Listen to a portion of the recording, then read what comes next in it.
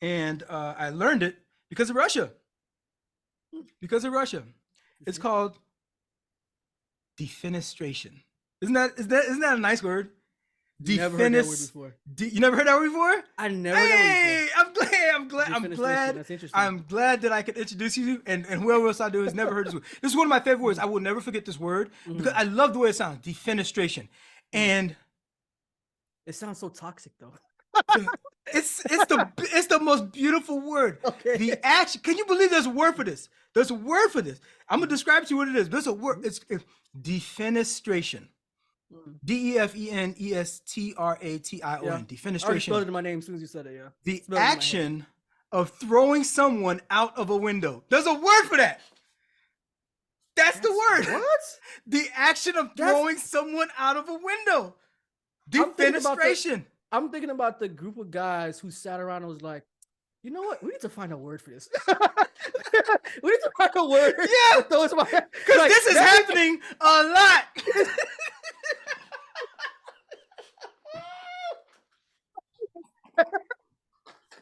Happening so much. This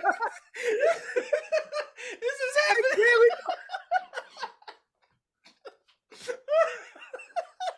It's so crazy. And there's a metric for doing that.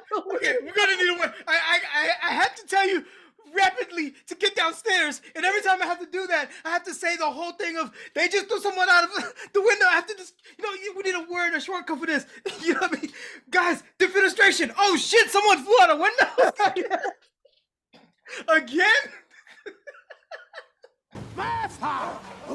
Smash time! Smash time! Smash time! Smash time! Smash time! Darwin, what are you doing here? It's challenge day.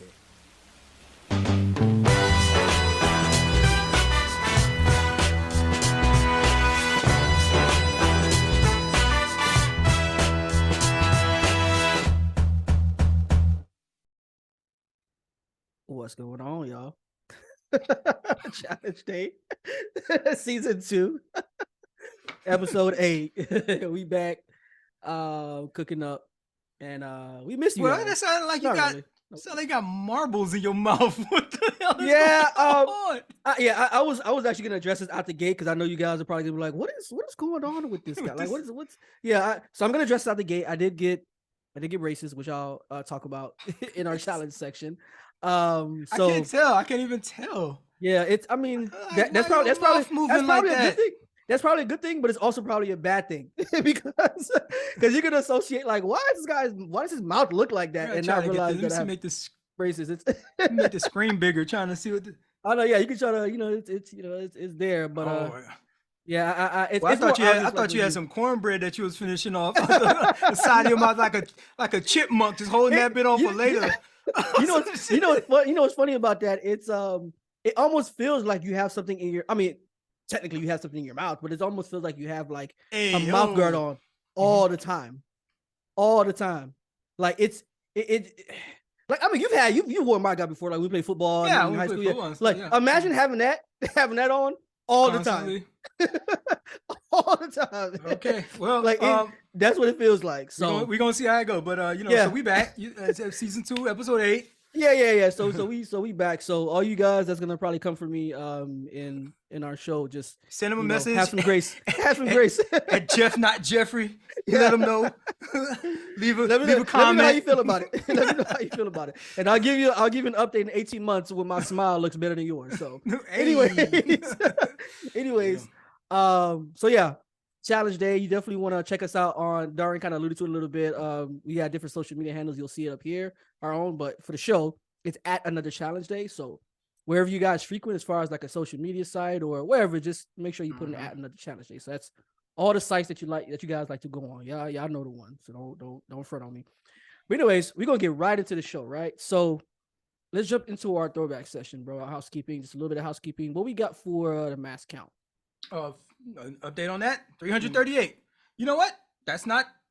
It's bad, but it ain't as bad as it could be because it was 326 last week. 326, right? Yeah. Sometimes it jumps up by like 20, 30. You know what I mean? Something like that. Yeah. So that's not a bad jump. Maybe. I mean, What happened this week that you think people stayed inside? Did it rain a lot? Maybe. Probably. I don't know. It's been hot. It's been hot. You took the words right out of my mouth. It's been hot. It's been hot as hell. Niggas is like, you know what? I might have to do that shit next week because it's too hot. Right this all black ain't taking his heat very well. You know what I'm saying? You know what I mean? Yeah, it's wearing all black with the tactical. Yeah, with the bro. You know what I mean? Man, this might be too hot. So, okay, stay your ass at home. All right, thank you for staying your ass at home. Give you another week to think about that, bitch. It's not gonna work out for you. Okay, whatever it is you're looking for, we're not gonna remember your name after you die. All right, you ain't gonna freaking make history like that. You know, you're just gonna make some people have a terrible time, and you're gonna destroy some lives, and your family's lives. So stay your ass at home, think about it for another week, and don't do that shit. You're probably gonna do it anyways, but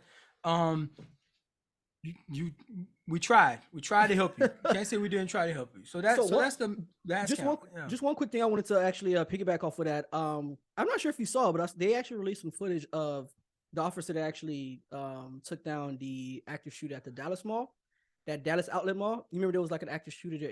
We talked about it like several episodes ago. There was I get these mass shootings, you know what I mean, crossed up in my head. Yeah, there's so many to keep up with, you know what I mean? Yeah. So there was one that occurred at this tank. I think it was Tanger, or I can't remember the name of it. Tanger Mall. They own all those. I think it was like a Tanger Mall or something like that. But it was in Dallas Outlet Mall. And you say they released the footage of it? Yeah, like it's actually like you can find it on YouTube. They released the footage of the actual officer who actually took the guy down. Great shot. I mean, the guy took him down with a it looked like he probably had an M4 or something like that. But it was a great shot from a distance. Took the guy down. Unfortunately, by the time he got to him, 8 people had already been, you know, it had already. Or do you mean fortunately, because the other 20 that was about to die? Right. Said, so I was gonna get to that. I was just saying, unfortunately, that people died, but fortunately, it wasn't. It could have got a lot worse, right? It could have got a lot worse. Like this guy, man. Like this guy is legit a hero. They don't want to release the name. I saw some people circling. Release the name of what, the cop or the of the officer? Yeah, because apparently the cop that actually the guy that actually took him down, he didn't want his name released. I've seen a name that consistently across like the internet of. Well, it ain't on you. It ain't on you. Put that out there if you don't want it out there. Exactly, and that's what I was gonna say. I was gonna say I've seen a name, but I'm not gonna say it here because it's not confirmed. But I've seen a name, but I've seen images of the guy. Heard his voice on the camera. And this guy, man, like if you see the footage, like it gives you perspective on like, man, these cops out here, they're doing a good service. They really are. Hold on. Some of these cops, no, I'm just saying. Those are your words. There are some cops who are really doing a good service. I'm not talking about the whole entire complex. Like we're in agreement about the whole complex.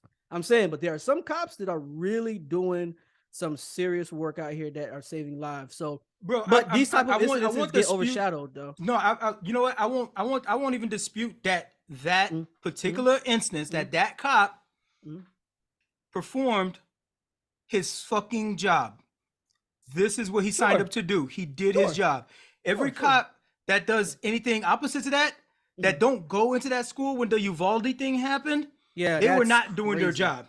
That's gross negligence. I agree. Right? That's dereliction of duty. And those are the things those cops should be charged with to at least get them banned from the profession. Yeah, we're in agreement. Even if you can't get the conviction of like, of it being prison time or anything like that. That's at least they should be charged. But they don't even get charged that because of the damn word, I keep forgetting every time, the freaking immunity joint that they have, right?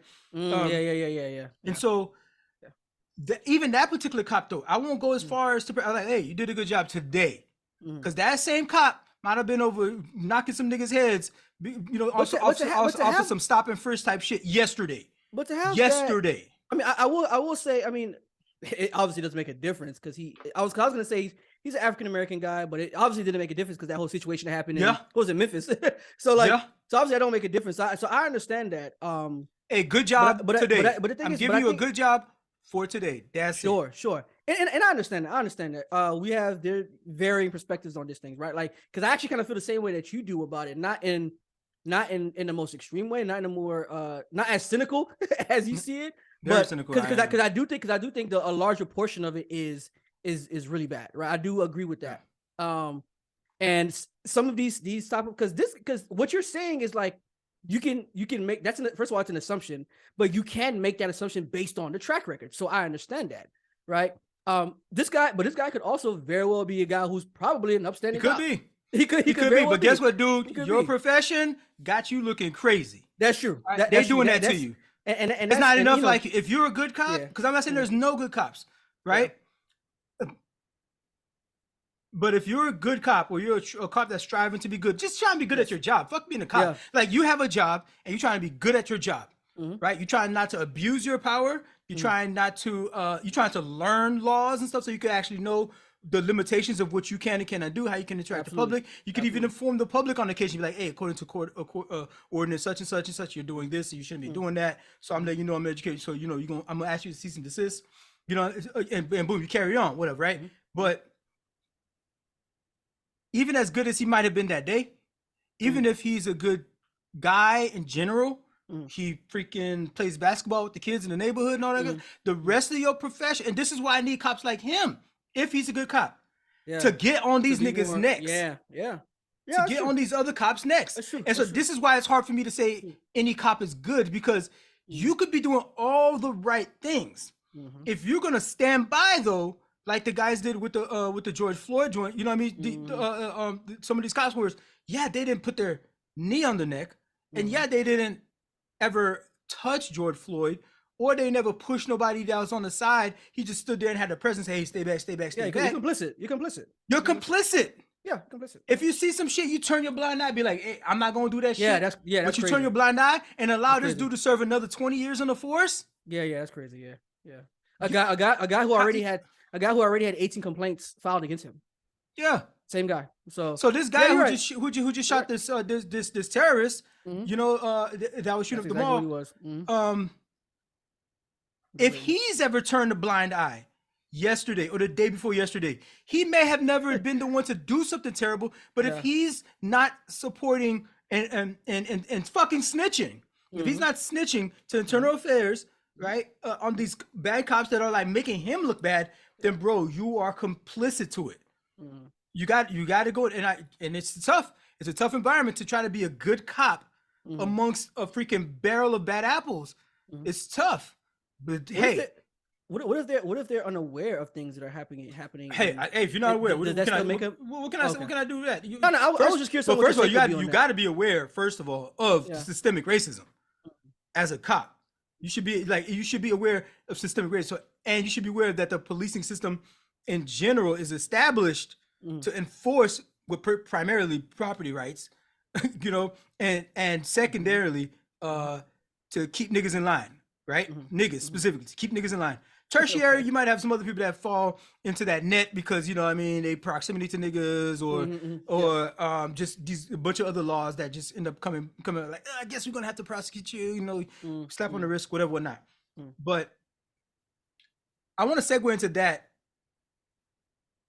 I think I have two segues. I could go left or right with it, bro. I could go either way with it, but let me. Oh my God! Hit him with the hezzy on this. I met you with the hezzy on this one, and pass it on to the French, because these niggas ain't playing either. Yeah, perfect way to segue into that. They're not playing it because they out here protesting like crazy because cops is fucking killing niggas over there too. Yeah, and I was gonna mention that it's crazy that how similar these instances are, where it's the same marginalized communities that are obviously being disproportionately targeted. So the police shot and killed a teenager named Nihil M. I don't know what his last name is, but they didn't say Algerian. He's Algerian. Okay, and in Paris, they killed him in Paris, and outrage. And this is the thing, man. Y'all don't know about France.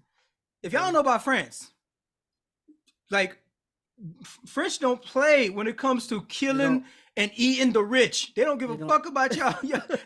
They will fucking storm the castles and the freaking palaces of these motherfuckers.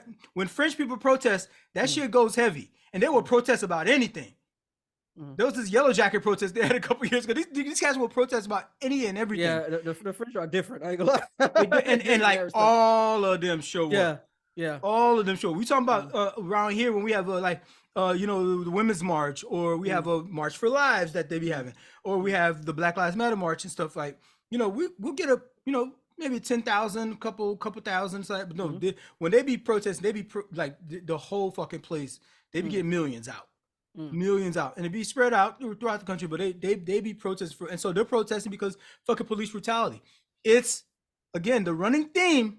I keep saying to everyone since the beginning, since our first recording. I'm saying this to white people also. Listen to me, white people. These cops is killing you too. These cops are abusing their power against you as well, and it's a problem around the world. Okay, French people, I'm talking to you too, Europeans. The cops are fucking, I better get them checked, get them in check. And so it ain't just the black people that's complaining about it that needs to, we have solidarity. If everybody else would have it, be like, yo, stop looking at us and be like, why don't we just comply? Or why don't we just pull our pants up? Or stop looking at Mexican people and saying, oh, why don't they just apply the right way or come with right way? Like, we can't just and just demonize them and have these cops round them all up whenever they see somebody who's Hispanic, like, bro, I'm from Jersey. You know what I mean? Just like, because they're indiscriminately like freaking they're robot sheep brains. Or even even the French. It's like, yo, so these cops will get you too. So we all, even Europeans around the world, the people need to start looking at they keep telling us that we're the problems. That group, and they're preventing us from looking up. And when we look up, we see that authority figure is the fucking cops and the whole system, the policing in the system that puts them in power for the whole culture for fucking enforcing this shit. It seems more like human nature to me. What part? As far as like the nature of policing when it comes to these communities, right? Because it's like I think authority has a lot to do with how they perceive, obviously what they're capable of doing, what they can, because a lot of times cops be feeling like they're above the law. And how they target communities and all that stuff. I think. My G, if you got somebody walking around, you authorize them. Because is it also systemic racism? Would you say it's also systemic racism in Europe as well? Would you say the same thing? There's definitely the classist racist system that's over there. Which goes back to what I'm saying as far as like the authority class or the prevailing class. There is a level of authority. But even if it wasn't operating from, as far as it's a minority group, you know what I mean? And like when that happens, and especially if it's an abuse of power, but that's why I say it's human nature, right? Because the minority group is getting this type of thing. So right? You understand what I'm saying when I say that? I hear what you're saying there. Okay. Like, how much does authority have to do with that? Is what I'm saying. I guess that's a better question. Okay, so speaking of authority, when you specifically authority and majority rule. Sorry, authority and majority. That's what I meant. Either way you want to put it, the majority rule is the authority. If that's your setup, if that's the majority rule, that means they, well, actually, doesn't necessarily mean that's your majority, because in South Africa they were the minority. And they were majority rule. They were majority rule, yes. You know what I mean? Ruled by the minority. But the point I was trying to get to is that you deputize these people to have executionary level power to walk around the society and to then have qualified immunity. You need to do better job at vetting who the fuck you give that power to. Yeah, absolutely. That is crazy to me. That is a lot. You have qualified immunity. And you have it where you say, you say if you use they use a reasonable. I forgot the standard is called, but it's like this. It's not the average, but like what would a reasonable? So if any scenario that a cop finds himself in, let's say he shoots off his weapon, right? There's a legal term for this, but I don't know it. It's like it's simply what I've seen. It's always been, at least even from what I remember in my degree program. It's reasonable person. That's the word that they always use. It might be different now, but it might still be reasonable person, but there's a term for it. There's a specific legal term for it. But that's generally what I'm getting by. So go ahead. So they go, what would a reasonable person have done in this scenario? If they would have done, could we see, and it doesn't have to be every reasonable person. It's like, would a reasonable person find themselves in this scenario, and could a reasonable person, still being reasonable, have come to the same conclusion to draw his weapon and to shoot this person? And they see that, they're like, yeah, that could happen. Then this cop gets to go free, right? It doesn't have to prove beyond a preponderance of evidence that, like, Yes, Yeah. I was threatened. Absolutely. Oh, yes, he definitely grabbed my gun. You have to prove it. Yes. Like, no, a reasonable cause. He said, oh, I feel like he got too close to me, so I thought he was going to grab my gun. And so it's like, that's kind of weak. But then they do the standard of reasonable, like, okay, I guess somebody could have seen it like that. It's not crazy for somebody to come to that clue. So fine, he gets away. Either way, I say all that to say, if you are going to give somebody that kind of power and that kind of get out of jail free card at the same time and have them run around with the guns on their hip, they ain't even got to go get it. It's on their hip, no safety, and one up. So that person, even accidentally, can take a life, right? Yep. If that's what you're going to do, you got to do a better job at vetting these motherfuckers. Sure. These needs to be some solid ass, psychologically sound ass, mentally stable as, pay them well, educated as. They need to basically have gotten admitted into law school and decided to become a cop instead. So you're gonna pay them for all that, because we're making it harder to become a police officer. Unless you have your peacekeeping force that has no guns. And fine. You want a high school diploma? Fine. You have a high school degree. You get a baton. You can still fuck niggas up. Rodney King will tell you. Absolutely. Will tell you. Absolutely. But at least he lives to fucking tell the tale. Right? At least he lives to tell the tale. I'll give him that. So that's what you do. And the cops, the people with guns, if they have guns, you just freaking make sure that these are the most freaking sound people. That you can't have anybody who might have an authority complex, a Napoleon complex. You can't have nobody that's a domestic violence that has domestic violence background because he's already a hothead. You know this. There's this evaluation you got to do. Say again. Now. So, or guys with PTSD from combat experience. Combat experience. How you gonna go from the military, bro? Yeah. That's one of the worst things. That's one of the worst. I get it. I get it. I get it. If there's a shortage of law enforcement officers, and somehow I don't think there's ever any shortage anywhere in the country. Personally, I don't think that's ever a legitimate metric of shortage of officers. Really, you don't think so? Hell no. I don't think there's a single 5-mile radius anywhere in the country that has a shortage of police officers at all. We are way over policed in this country. It's insane, and it's like we're living in an open air prison most of the time. We see these motherfuckers on the street. All of a sudden, everybody want to fucking fix their tie. Niggas can't even drive right anymore. I'm like, the speed limit says 65. Why are you going 60? You actually breaking the law. Pull this nigga over so I can go.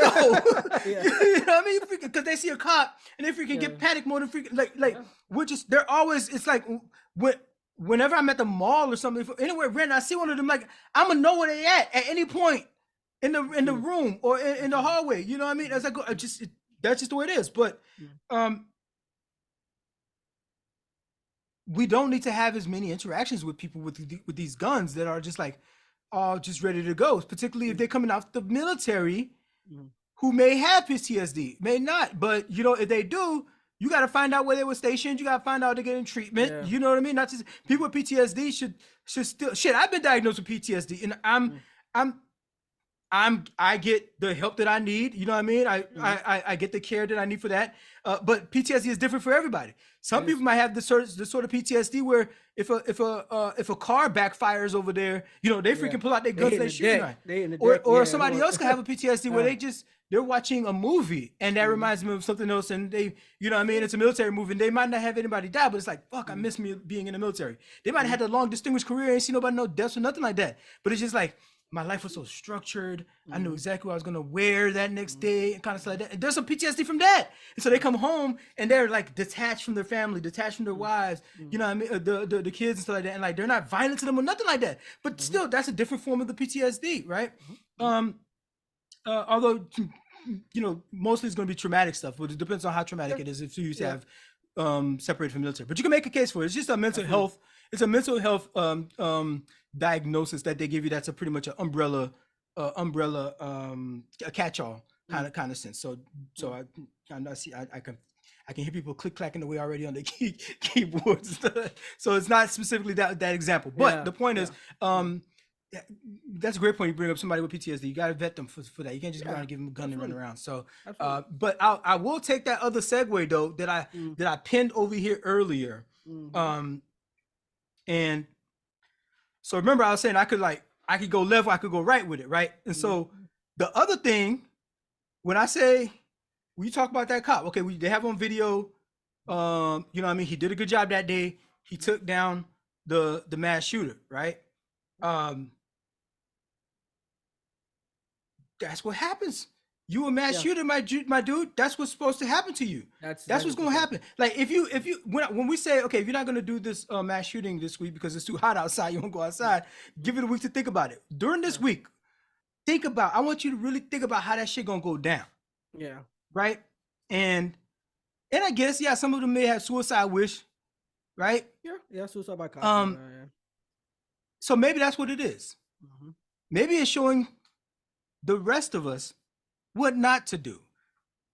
And in that sense, I see where you're going. It's time for another Darwin Award.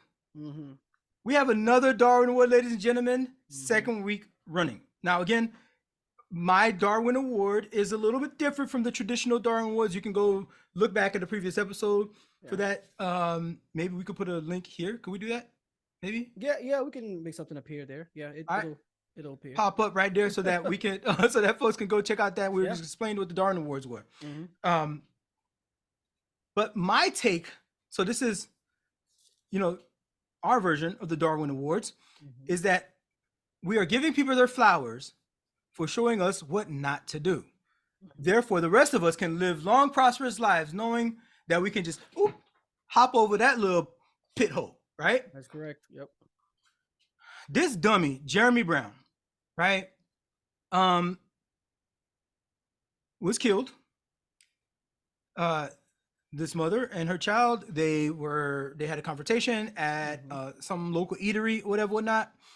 And this dude, Jeremy Brown, was an exchanging of words back and forth. Y'all saw the video. Y'all saw all of that. And he said, "You say another word. Say another word. I'm gonna knock you out. Say another word. I'm gonna knock you out." And he just lays into this. He stole off on her. Lays into this woman. Mind you, it's been all words this whole time, right? All words, right? But just a lot of words. Like it might be in your ear. Am I calling your mom a son of a whore, trick, daddy, loving, dookie eating, you know what I mean? Freaking gap mouth ass. She could have been calling you all of those things. She ain't never touch you. She ain't never lay a hand on you, nothing like that. And there's witnesses around. You're in a building. It's that. There's lights. There's, people already got their phones out. You see them with their phones out. People talking. His girlfriend was there.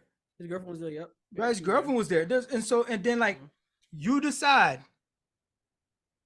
in all of that I'm gonna violate. I'm gonna take it to a level.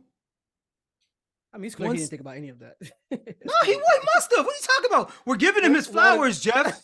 Okay, fair enough. Come on. Jeez, bro. Can't up. Dang. Let that man be great. You hating over here. It is what it is. He's showing us what not to fucking do. You don't go out in public and just freaking go crazy like that on somebody and just lay your hands on a person. Because that's bad. In my brain, I was at home and I thought, you know what? Maybe there's a chance that I could just really get pissed off at somebody in line for food. And I just had enough that day. I'm going to stole on them. And then, you know what? It's going to work out for me. I'm going to grab my tray and I'm going to Conor McGregor my ass on out of there. You know what? I'm going to put that on a list of things to do. You know what I mean? Because, I'm not going to always do, but somebody going to try me one day and I just ain't going to be feeling it. And I'm just going to lit up. I should do that. And then I see the Jeremy Renner, Jeremy Renner. What's it, Hawkeye? What is going on right now? No, this nigga there, Jeremy Brown. Yeah. Then I see that. I was like, oh, you know what? I shouldn't do that. Because I just saw what happened to this nigga, Jeremy Brown. Well done. Well done. You saved so many lives, my guy. You saved so many lives, my guy. So when he left his house that day, he must have thought, I'm going to do what the fuck I want. And I'm ready to die for that. Whatever the fuck. I'm ready to die for it. He kisses his kids goodbye every time he leaves the house because I'm finna go and do some wild shit out these streets. I don't know if I'll be back. This might be the last time you see Papa. That's what he does every day. And he knew that one day somebody was just not going to be the one. Today was that day. Shorty went to the car. Apparently, mom told him go get the gun or whatever. That's kind of, you know, that's what's happening there. He goes and gets it, and then he shoots and kills. He shoots dude. Dude tries to get out, but again, reasonable doubt, reasonable standard. Like, hey, I don't know if that dude about to go get a gun or something. I don't know what he's done with the situation. I just saw him wilding out on my mom's in front of people. Like, this dude right here is crazy. So I need to make sure this dude is done and not a threat. So he follows him and he, you know, allegedly pops off and he kills him dead. Kills him dead. Girlfriend filmed it all. Girlfriend rooting him on. While he was hammering away at this defenseless lady. Well, she wasn't as this defenseless turns out. And so that is on the scale of, you know, me fucking around and finding out. Found out, yep. He found out. And so congratulations on our latest recipient of the Darwin Awards, Jeremy Brown, showing us that seek peace. Yeah. That's what that reminds me. Seek peace. Yeah. So, you know, and the chances are, you know, you won't die a violent death anytime soon. So if you do that, you know, it helps the rest of the population flourish. And now we had this example of not sticking a fork in the toaster. Jeremy Brown, burn in hell. The next thing we have is real quick. Just want to mention this Wagner group. Yevgeny Prigozhin. Talk about grand opening, grand closing. What's this? What you trying to do? Yo, your boy is bro. What was that? I wake up. Wait, what's happening? Wait, what's happening? You know what I think it actually was, low key. I ain't gonna lie. And I got like a little bit of a funny angle about this. Like, I think he was like, you know what? Let me test this dude. Let's take him. Take him. You know, hey, it's like this. It's like, hey, what's up, bro? How you doing? No. Just want to know how tall are you? Oh, 6 feet. Okay. I mean, it's a nice shirt. That shirt you got there. You know, I like that shirt. How much do you weigh? Can I ask? Oh, okay. Oh, 6 feet. You know, 190. I think I could take him. Just like randomly. Never try to stick out. Yeah, just like, yeah, I'm gonna check this guy. I'm gonna see what this guy about. I'm again, a little bit. The fucking around and finding out scale. Yeah. You play stupid games. You win stupid prizes. Bro, my G, I woke up in the morning. I'm like, what the fuck is happening? Yeah. I'm like, okay. And then like I went about my day because I'm an American. You know, I'm over here. And then like I'm hearing a couple bits of news here. I'm like, is this happening? Right? That's the second thing I did. I go about my day and I go about my day, do my thing. And I come back to the news. It's a side quest to this. That was a fucking side quest. It's a side quest. I came back to that joint and it's like, it's over? I was like, what the fuck? Yeah. What was that? What the hell was that? It's over? Yeah, absolutely. Yeah. I was like, what was that? That was so wild to me. And like this dude, really weird. That was so just weird, dog. And for it to be like grand opening, grand closing like that. Prigozhin is, you know, he's the head of the Wagner group, which is this paramilitary force. I think most people would like equate it to like Blackwater, you know, Dick Cheney's people and all that kind of stuff. Yep. But they were like really from some previous reports, they were the ones that were really doing work for the Russian army. Because remember, the Russian army is not your best and brightest, bro. Like pretty clear. But it's not even their fault, really, because a lot of these citizens, you know, they live in a country that's pretty much a dictatorship, and they're forced to it's inscription. You know, they're forced. They hadn't been forced before, right? But once the war started, they needed bodies. So all of a sudden now you got these people that like, it's one thing if it's like, for example, like Israel, it's mandatory at a certain age for everybody. When you graduate high school, you gotta go. Yeah, like you gotta go. Japan is the same way. It's a lot of different countries, right? So it's like this even one thing if it's already Haiti like that too. When you graduate high school, you require some service. Yep. So it's one thing if you're like, you know, that's the culture. But that wasn't. These motherfuckers was like in art school and shit. Yeah, they were. Yeah, that's a fact.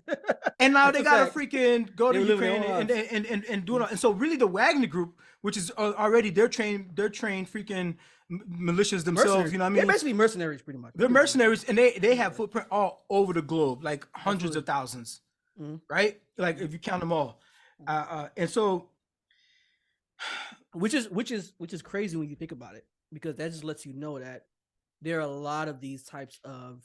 they ain't the only one. They ain't the only ones. You remember you know what it reminded me of? You remember when you're telling me like you will be driving sometimes? This was a couple episodes ago. You'd be driving sometimes and you'll notice like a certain sticker on the back of truck. And it made me think about that. It's like zombie hunters and zombie shit. hunters. It's like I wonder, you know what I'm saying? So these cats be out there, like they out there. have a code. They have, and it ain't even on some like James Bond shit, really like that. You know what I mean? But like, there's just a subgroup, like people that are into God of War. You know what I mean? If I say something about God of War to some random person on the street, they'll be like, "What you talking about?" And they won't even know the name. You know what I mean? Kratos. So I say Kratos to them, they'll be like, "Who the fuck you talking?" You know what I mean? So it's just like, it's just this other group or sphere that, you know, we're not fully aware of, that, you know, but they had their own ecosystem. that's a right? whole other world. Whole other world. And so the dude Prigozhin, he halts the mutiny they had there. It's no telling really if Putin was still there in Moscow, but they pretty much almost made it to Moscow with nobody getting killed or nothing like that. And then all of a sudden he gets a call from the Belarusian Belarus. president. I don't remember the dude's name, but Lukashenko. And so Lukashenko is like, "Hey, come through over here. It's all right. You know, Putin's my buddy," which is his buddy. You know, Lukashenko's like, "Hey, Putin's my buddy. Just come over here. Let's stop this mess. We don't want Russians killing Russians, right? So come on over here." So apparently he took the deal, and he's over now in Belarus with some of his Wagner forces, because Belarus also has got like their hands in some pots. They got so they're like, we could probably use some of your guys, some of your work over here. You know what I mean? Putin, don't worry about it. I'll take care of him over here. Go ahead and go finish up your war. I find it interesting that Putin didn't I find it interesting that there was like any charges filed, like, because I was like, nigga, in there, but then I realized it's Russia.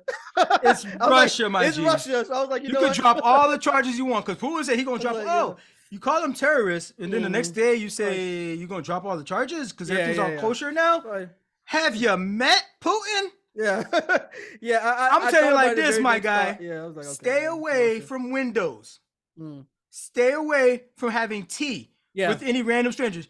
The doorknobs that you grab from now on, I'm wearing gloves, or I'm using my handkerchief or something like that, and I'm throwing it at the. You know, one of my favorite words. People will definitely get you out of here. One of my favorite words that I learned. I learned this in. I only learned this word like 4 years ago. One of my favorite words. I want to make sure I'm pronouncing it correctly. Because I love this word, and I learned it because of Russia. It's called defenestration. Isn't that a nice word? Never heard that word before. You never heard that word before? I never heard that word before. I'm glad that I could introduce you, and whoever else I do has never heard this word. This is one of my favorite words. I will never forget this word because I love the way it sounds. Defenestration. And it sounds so toxic though. It's the most beautiful word. Okay. The action. Can you believe there's a word for this? There's a word for this. I'm gonna describe to you what it is. There's a word. It's defenestration. Defenestration. Defenestration. I already spelled it in my name as soon as you said it. Yeah. The action of throwing someone out of a window. There's a word for that. That's the word. What? The action of throwing someone out of a window.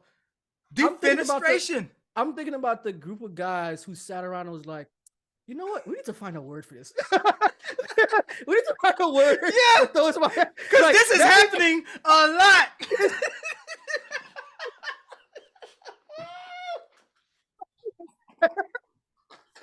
Happening so much.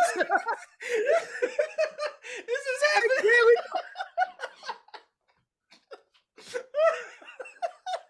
It's so crazy. And there's a metric for doing that. Okay, we're gonna need a word. I have to tell you rapidly to get downstairs, and every time I have to do that, I have to say the whole thing of they just threw someone out of the window. I have to just, we need a word, a shortcut for this. You know what I mean? Guys, defenestration. Oh shit, someone flew out a window. Again?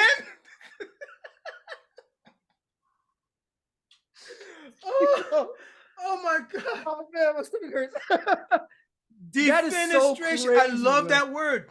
I will never goodness. forget this word for the rest of my life. And I man. learned it because I started learning about Russia. Dog, that was like 1 year. 1 year. It's like random. Dog, and the thing is, it's so. Dog, these niggas is nasty with it because it's like 1 year. It was like 3-4 people. I'm hearing reports about. Political opposition to Putin fell out of a window. I was like, that's weird, and died. Okay, and then, yo, that's crazy. And then I got another story. That's crazy. I heard another story. This scientist that was trying to that was in exile from Russia in London, living in London now, fell out of a window. Hey, what? That's crazy. Two of them? Two Russian kind of opposition fell off a window? Somebody else tried to defect somewhere. And it's like, reports say he fell out of a 3rd, 4th story window. I'm like, hold on, my G. I think Russia be throwing niggas out of windows. I think they be throwing niggas out of windows, dog. Absolutely, that's crazy. Like, I think it's their thing. It's their fucking thing. And so, like, I'm reading one of these articles back then, and it's like, they brought up this word. I'm like, what? There's a word for that? That's crazy, bro. There's a whole word for it. The action of throwing someone out of a window. So that's what's happening with Russia. So if I was Prigozhin, my guy, stay away from windows, my G. As a matter of fact, stay out of buildings. Stay out of buildings, my guy. Stay completely away. Yo, and they gonna have his ass on the roof. They be like, damn it, ain't no windows over here. Take his ass back inside. Back to the penthouse. Oh crap, this window has bars on it. We gotta go to another room. Go to another. Guys, you could just shoot me. I'm ready. I'm ready to die. Like, no. That's not how we do it in Mother Russia. It has to be symbolic at this point, because that's crazy. Not to let you know. Yeah, that's crazy. I think it's at this point when we say symbolic, at this point it's like it's a calling card. It's a like that they want other people that defected to know so that it was Russia that did it. They're like, we want you to know we did it. Yeah. That's what I think at this point. It's like, we want you to know we did it because that's their signature.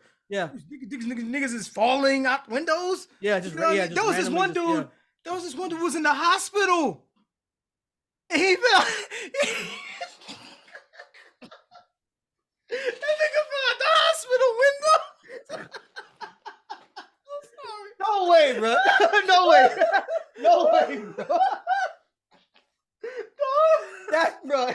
Yo, that's come on, man. No way. The nigga was laid up. The nigga was laid up, dog. Bruh, that's crazy. And they never say someone threw this person out a window. They always say he fell out a window. Bro. Like, I don't even think it's what makes it so crazy is that it's like, bro, people aren't just that careless that they all got beef, and they all got beef with Putin. Must be coincidence. Must be all niggas just falling out of windows. That nigga was in the hospital laid up. Like, my G, I thought you was paralyzed from the hip down. How'd you fall out the window? How'd you fall out the window? How, Sway? How? That's so fucked up. That is insane. I'm sorry to those people. So crazy. I'm sorry to their families. I don't mean. We're not taking it that way. I don't mean to make it light. I know y'all grieving, but bro, man, y'all gotta get the fuck out of Russia while you can. For real. Cause niggas is meeting their death by flight through windows. Like a person that survives that can like they're traumatized for life. They will never buy a 2-story house. No. They're never gonna live in an apartment. You know they got in New York they got the windows that you can't open all the way. You can't even open it because okay, because yeah. people It's like committing a little suicide back in I think the Great Depression. The Great Oh, Depression. so that's joint. why okay, that makes a lot of sense. I think so. Don't quote me on that one, but I think that's well, what. we'll look. Yeah, I'll look into it. But that would be a that would be a that's come standard. Yeah, any building I'm going into, the standard. Yeah. It'd be like, can you do this speech for us? We're gonna give you such and such $1 million to do the speech and promote tourism around the Russian area or what people think if they go visit Russia or something. How much you gonna pay me for that? Okay, what the windows like over there? That's absolutely gonna be one of those. Bro, I'm gonna zoom. I'm gonna zoom into that call. I'm like, bro, I'm gonna have to zoom you. Yeah. And by the way, make sure it's an Apple computer. We don't fuck with Windows. Yeah, absolutely. Make sure that iOS. We don't fuck with Windows. Absolutely. Absolutely. No way. No way. Linux, you got crazy, Linux, bro. Baby. Google Chrome. Sorry, we don't fuck with Windows over here. No Microsoft. Absolutely not. No Microsoft. Absolutely. That's crazy, bro. That's such a that's such a wild that's such a wild way to go. Like just to even like decide that hey, this is the way that we're gonna execute people. Like you can only imagine like some of the other wild stuff they probably thought of. You know what I'm saying? Like, yeah. well, no, they still do it. They still do that other wild stuff. They still do it too. But that one for sure. Yeah. They keep that bitch in rotation. Okay, so the last thing that we're gonna cover, just this throwback. This might just be the whole show, just like we're right now. This time here, but so y'all might have heard affirmative action took a gut punch in the Supreme Court. Yeah. Recently, but we're not gonna fully go like there's a lot of hysteria. There's a lot of hysteria about it. You heard about it, right? Yeah. There's a lot of what you been hearing? I mean, it's first of all, this whole challenging affirmative action has been a thing for decades, right? We've been hearing about it. I was even hearing about it growing up, right? Especially since like segregation and all that stuff, and getting into these Ivy League colleges, Ivy League universities, whatever.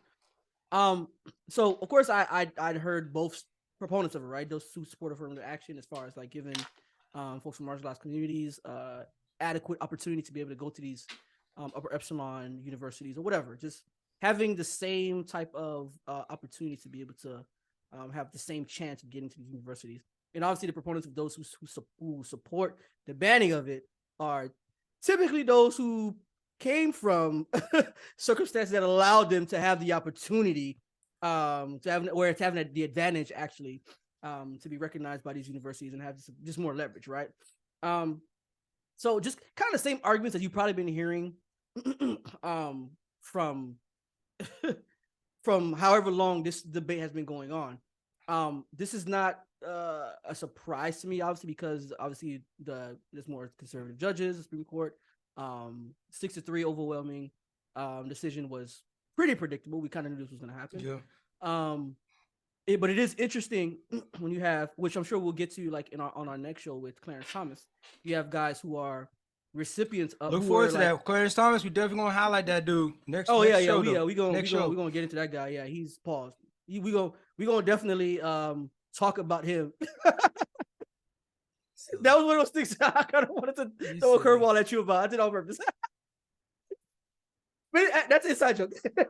Well, if you've been following the show, you probably know why I said that. You got it. But anyways, so I know I got you.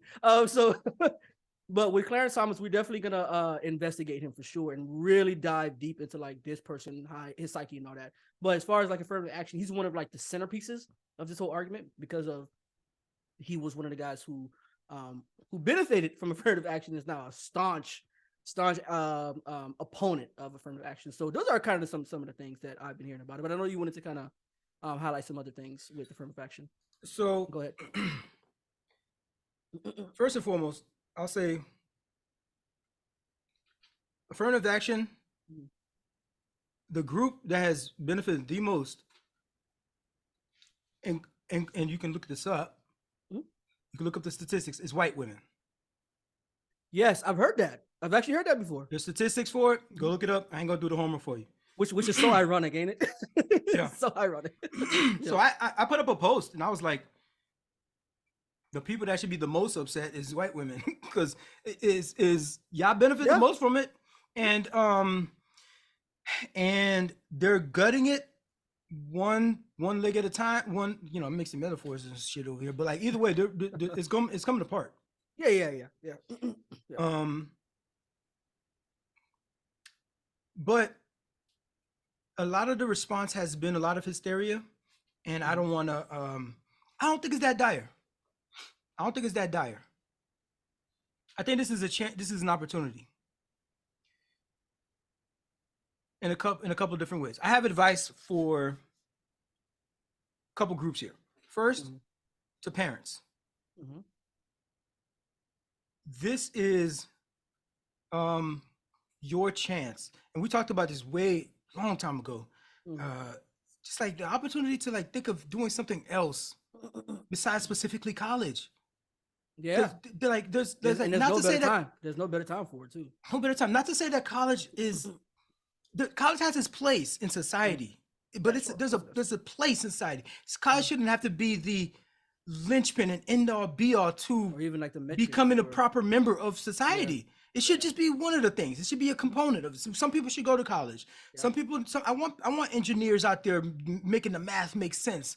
You know what I mean? I want economists. You know what I mean? Out there making the currency make sense. I want biologists out there, when we get a random COVID or something like that happening around to make the science make sense. I want these people to do those things and become good at those things. And even down to the level of somebody who's an artist, you know what I mean? I want the next, Black Beethoven, college is going to get you there, and go that route because you need more and more studies for that. It has its place, but it should not be the absolute freaking filtering system that it is to just destroy universes of people. Sure. So parents, this is your chance to explore what other ways could I help my child become a productive member of society, while taking advantage of their specific interests, their talents, the things that you see them their habits.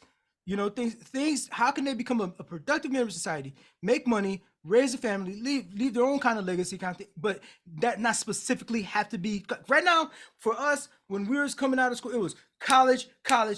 Don't look left, don't look right, don't go to a welding school, don't go to don't join the military, don't join the Peace Corps. Like it was just college, just straight up. Or maybe even start working at this landscaping company, because maybe guess what, you can end up opening up your own landscaping company. No, it was college. That's it. Only go to college. It's your only choice. Even to go to seminary or something like that, go become a Buddhist monk. You know what I mean? After what, you don't have to be specifically part of the capitalist system, but like it was just you going to college, little nigga. That was it. Yep. So my advice to parents is this is a chance. They're showing you they don't want you up in their institutions, right? Even though it would be good enough. But by the way, with the affirmative action, like people, a big misconception that people have about affirmative action, especially when it comes to college acceptance. Everybody that applies to fucking Harvard and Yale and these motherfuckers have perfect SAT scores. Even the black ones. That's a fact, yeah. Okay? It's the high achieving. Okay, even the fucking black, they got the scores. Yeah. They didn't say, oh, we're gonna do, okay, the black people, we're gonna give them 10% of the points that they didn't get on the score. Yeah, they got a 450. We're gonna curve it for them a little bit. We're gonna grade it on the curve. That's not it. No. What affirmative action in effect has done is amongst qualified applicants. Yes. So first of all, it has to be qualified applicants. Amongst that group, we're going to try to reflect what society kind of looks like. Yes. So we're going to because we're going to consider your parents' name. We're going to consider what internships you had access to. We're going to consider your environment. Like, would you able to do a school visit? You know what I mean? What kind of references you get? Who are these references? Oh, you got this person has a reference from a colonel. That nigga Darwin got a reference from a pastor. You know what I mean? A colonel, a 4-star general, or some shit. No, so they take all those things because, and one of those things that they take into consideration is your race, right? Because systemically we know that race has been a hindrance towards access to an institution such as this. So we're trying to make up because we fucked up so bad and we've never reconciled the seeds and fruits of slavery. We've never reconciled it. So we're always just trying to make up for this fucking lost fucking time of that we've been shitting on whatever minority community, pick one. So these people are fucking qualified. These students are qualified, okay? So and that's like regardless of the race, they're qualified. That's regardless of race. So I just want to knock that out from jump. So people stop saying that shit. Like affirmative action, like it makes it easier for whoever. No, it's amongst the qualified. If it's for the military to become a Navy SEAL, and talking about they got women being Navy SEALs now, what the fuck, or something like. Do they qualify? Do they do the push-ups? Do they do the pull-ups? Do they qualify? Honestly, just a quick interjection on that particular point. I actually recently realized that was, and maybe it's just me being naive. I was thinking that people knew that, like I do realize that when it comes to affirmative action, it's qualified. Like I assumed that, and I realized I was like, wow, I was really being naive. You are adorable. Like I was thinking, are people do they not realize that it's not just because you're black, it's the qualified, and like because I thought about myself, right? And like I went to University of Florida and I went to Georgetown. I had the grades though for UF. I had the grades for getting into a master's program at Georgetown. Like I was a highly qualified candidate, right? And I mean, I have a French last name, so it's obvious. Like it's like, okay, he has a French last name, but if you looked at my grades, my GPA, and my activity in high school and like even in college, you're kind of like, oh well, he has essentially the same level of activity and contribution as this other kid. But guess what? Every entering freshman class, there's a cap. They can't let everybody in. Yeah.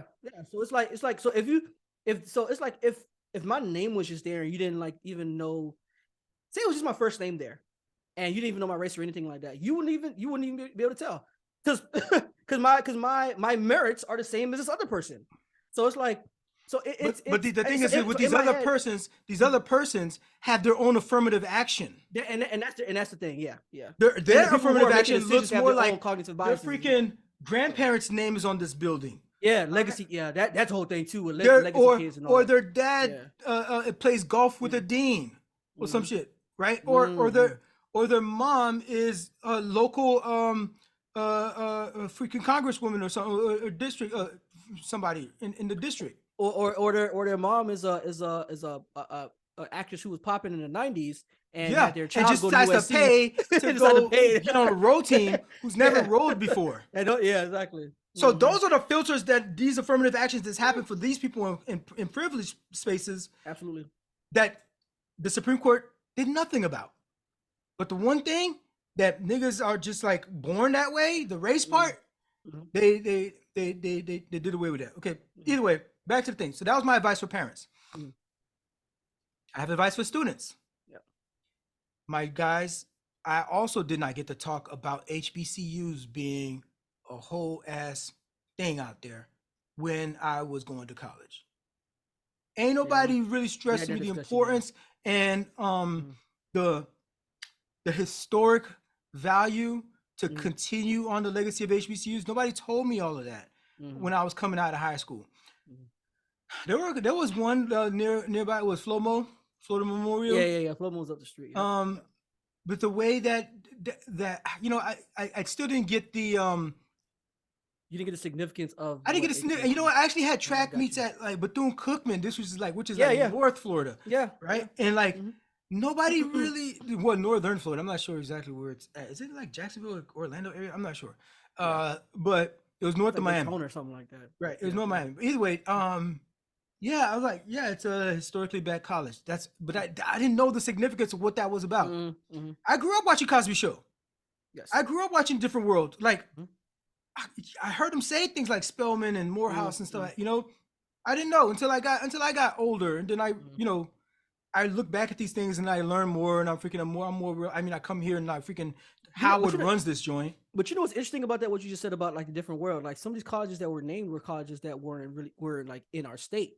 So what if they would have mentioned something? And this is interesting about like when people are growing up, right? Upbringing. Sometimes you'll hear certain things that will ring in your head. So when you get older, you're kind of like, oh, they talked about Florida. No, I think black people that grew up in Denver that really had like they had like a sense of community kind of thing. But even they grew up in Denver, if their parents went to an HBCU in Florida, yeah, or in Georgia, I see what you're saying. They grew up in Denver, but they would have known, you know what I mean? Like they would have had parents that would like, so like the parents that, and also I guess this is partly, so the advice I'm trying to give is for students to be like, yo, pick some HBCUs. Pick some HBCUs. Ain't nobody tell me about it. Go look them up, because guess what? They ain't gotta do no fucking race shit on to box on the application. They know you black. Right? Yeah.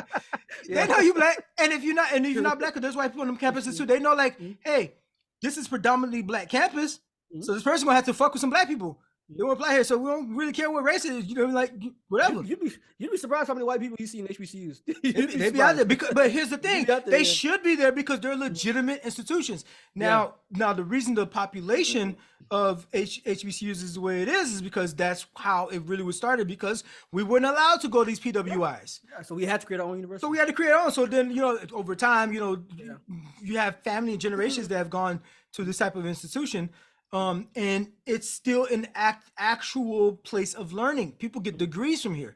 People have done surgeries for you, right? People are vice presidents that have gone through this HBCUs. Okay. So people that are in the Supreme Court. Okay. So like some of the best surgeons in America are greatest minds. They can come through these spaces. So nobody told me, so I'm telling you, if you're watching this and you're at that age, man, this is time to look at some HBCUs, and we need the HBCUs to like start thriving because they're grossly underfunded. Their endowments are nowhere near these other prestigious other universities that these Ivy Leagues. Whose fault would you say that is?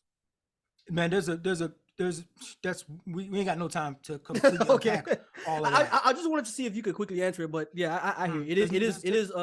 It is a highly first of all, it's highly many layered contested and many layered, and then there's a lot of dominoes that happen for a lot of these schools to be in the state that they're in right now.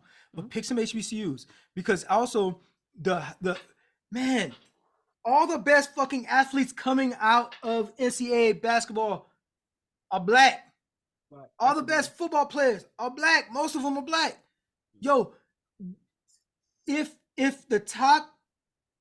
we get 6 or 7 commits from the top 100 that are black, never gonna happen. Go to Howard for 1 year, right?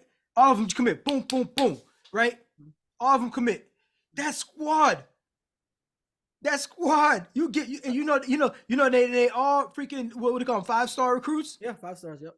You put 5-star recruits all go to Howard. That's just 5 kids. This is the thing. This is the thing, bro. Like we know how revolutionary that would be, and we know how significant that would change the college basketball landscape.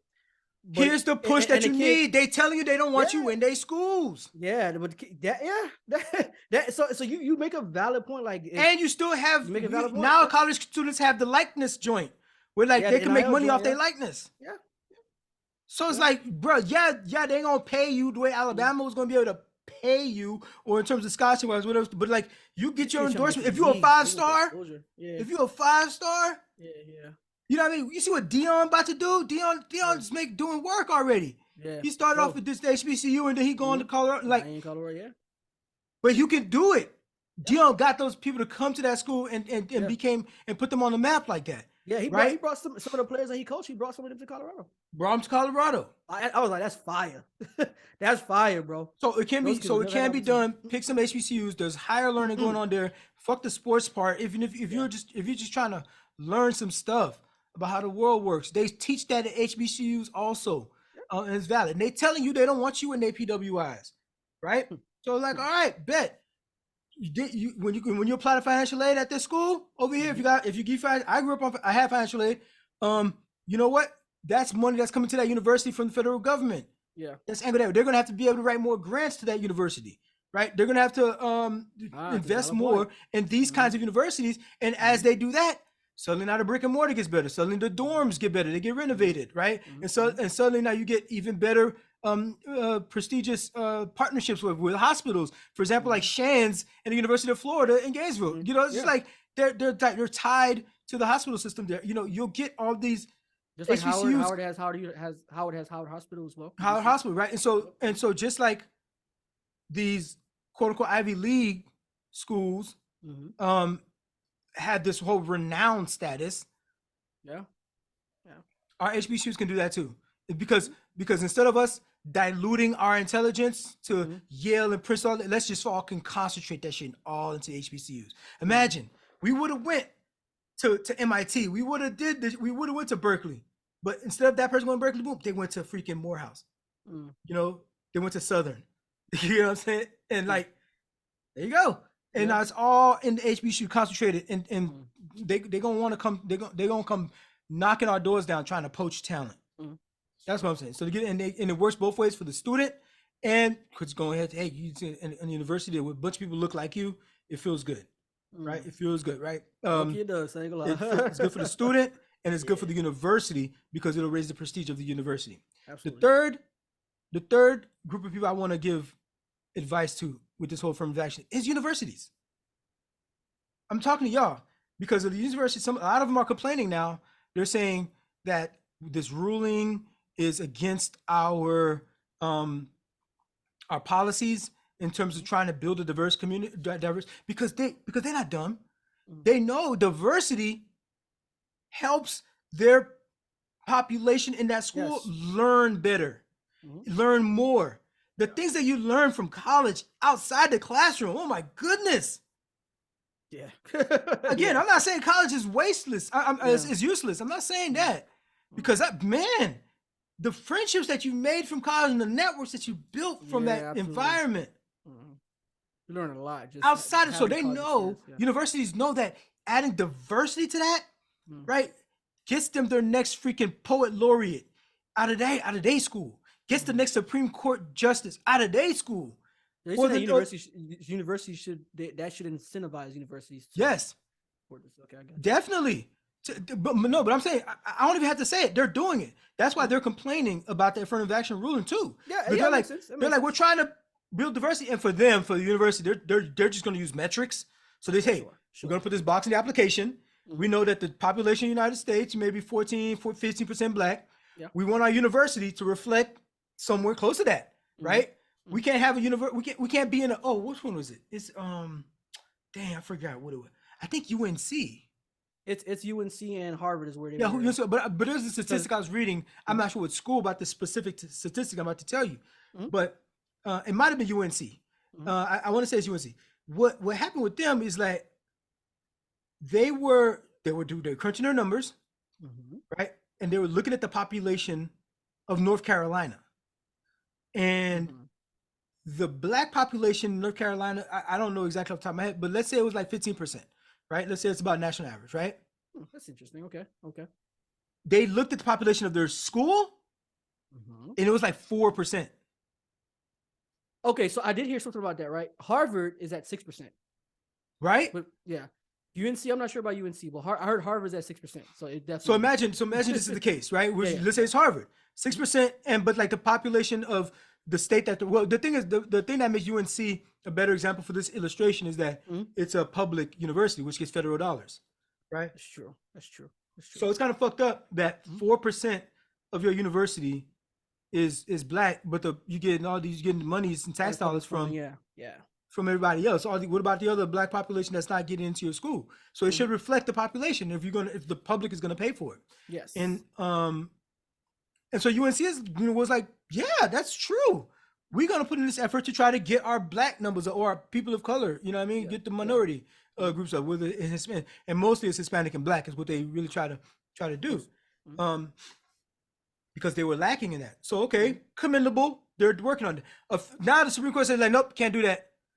They're like, you know what I mean? Like, it's better for our university for the diversity. We get it. You know, we see that it's better for everybody if we had a diversity. And we're trying to raise the diversity. You're trying to tell us we can't do it. So for universities, Don't worry about it. Here's what you do. You take away that box that said, what race are you? And what you do is you put in the class component, which is really what we're measuring all along anyways. Mm-hmm. How does it look? It looks like this. Check this box if your household income was above 100,000 a year last year or the last 2 years, whatever. Okay. Mm-hmm. There's another box. Check this box, and this is going to be verified through taxes, right? Mm-hmm. If your household income, so this is the child that's filling this out, and so their household income, the household that they live in, right? That's their household income.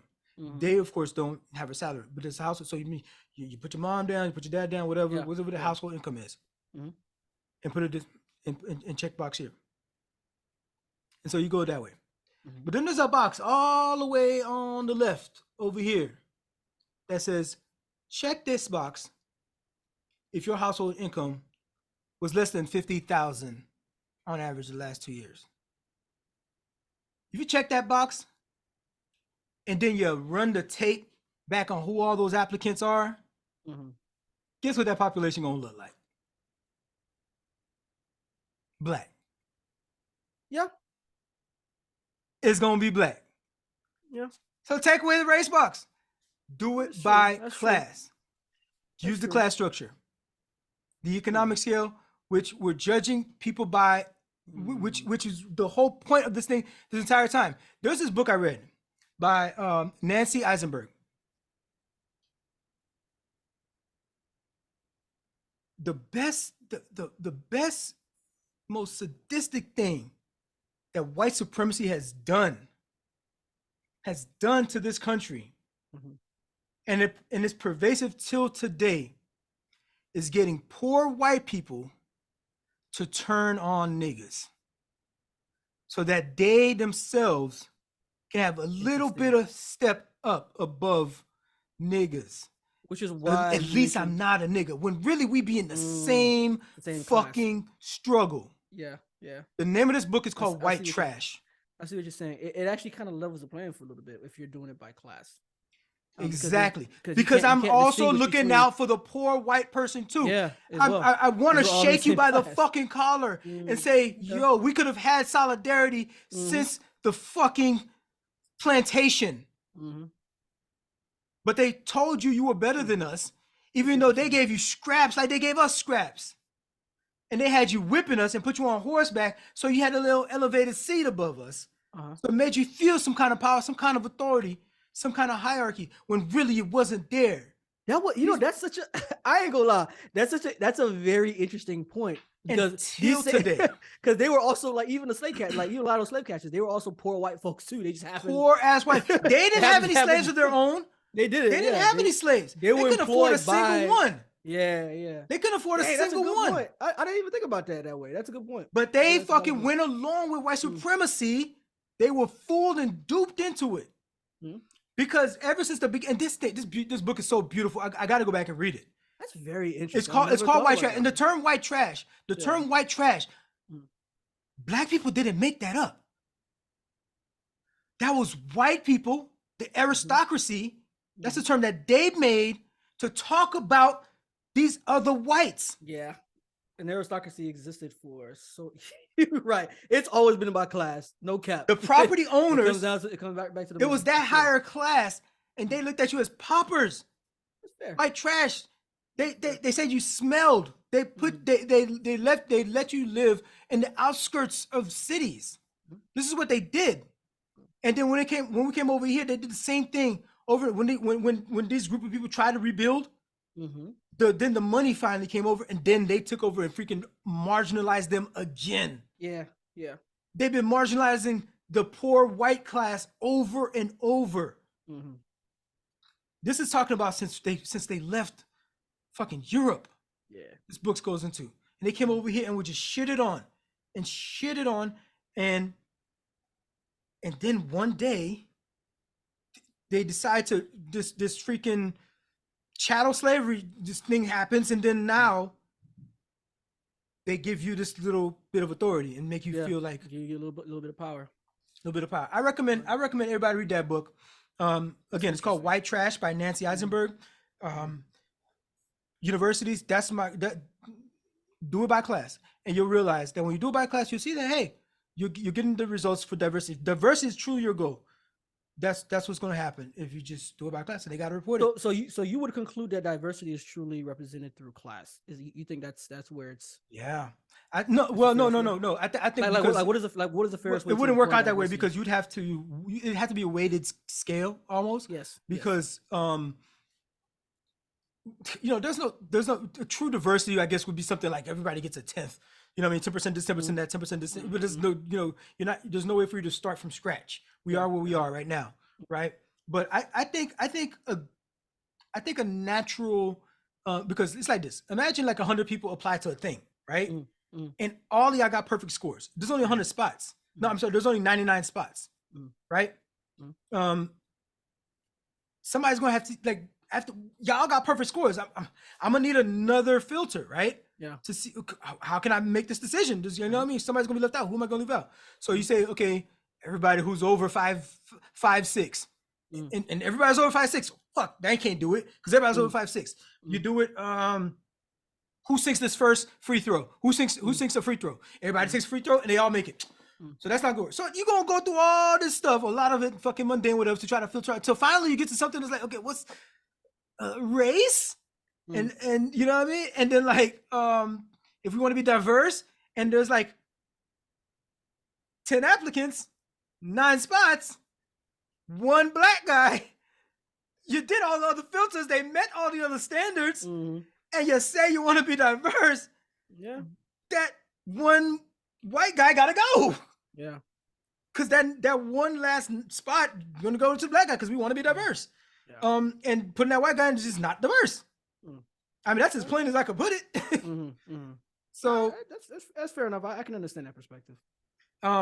So what is representation? What is diversity? I would say something mirroring close to the overall general population of the United States. If you can get there, cool. Some places might be overrepresented, a little bit heavy. Some places might not. You know what I mean? Maybe like an HBCU, for example. Hey, what's the white population at HBCU? Hey, shit. That's I don't think I want to go down that rabbit hole. That's gonna be a whole nother segment. So what I was saying is like they try to get away. They try to form their own communities to get away from the fucking 1% motherfuckers, right? These overlords, these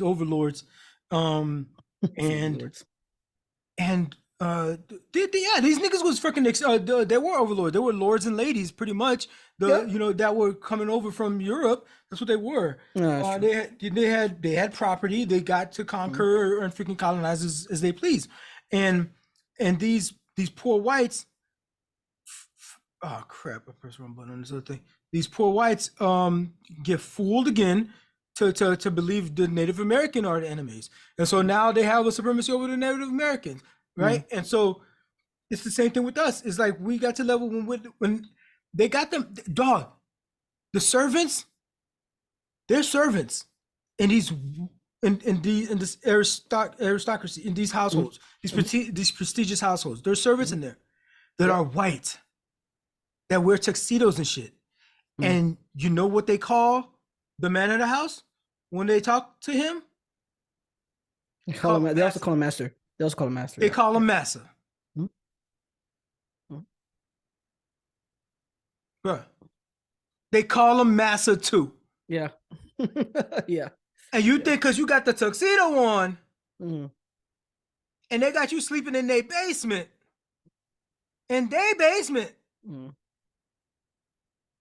With your family actually lives probably in the town over, but you work here. This is how you work. They need you to live in their basement, and you maybe go get to visit your family every once a quarter or some shit. You think you better than me because I'm black? You think call him massa too. Think about Batman and Jeffrey. Yeah. Master Bruce. Yep. Same thing. Yep.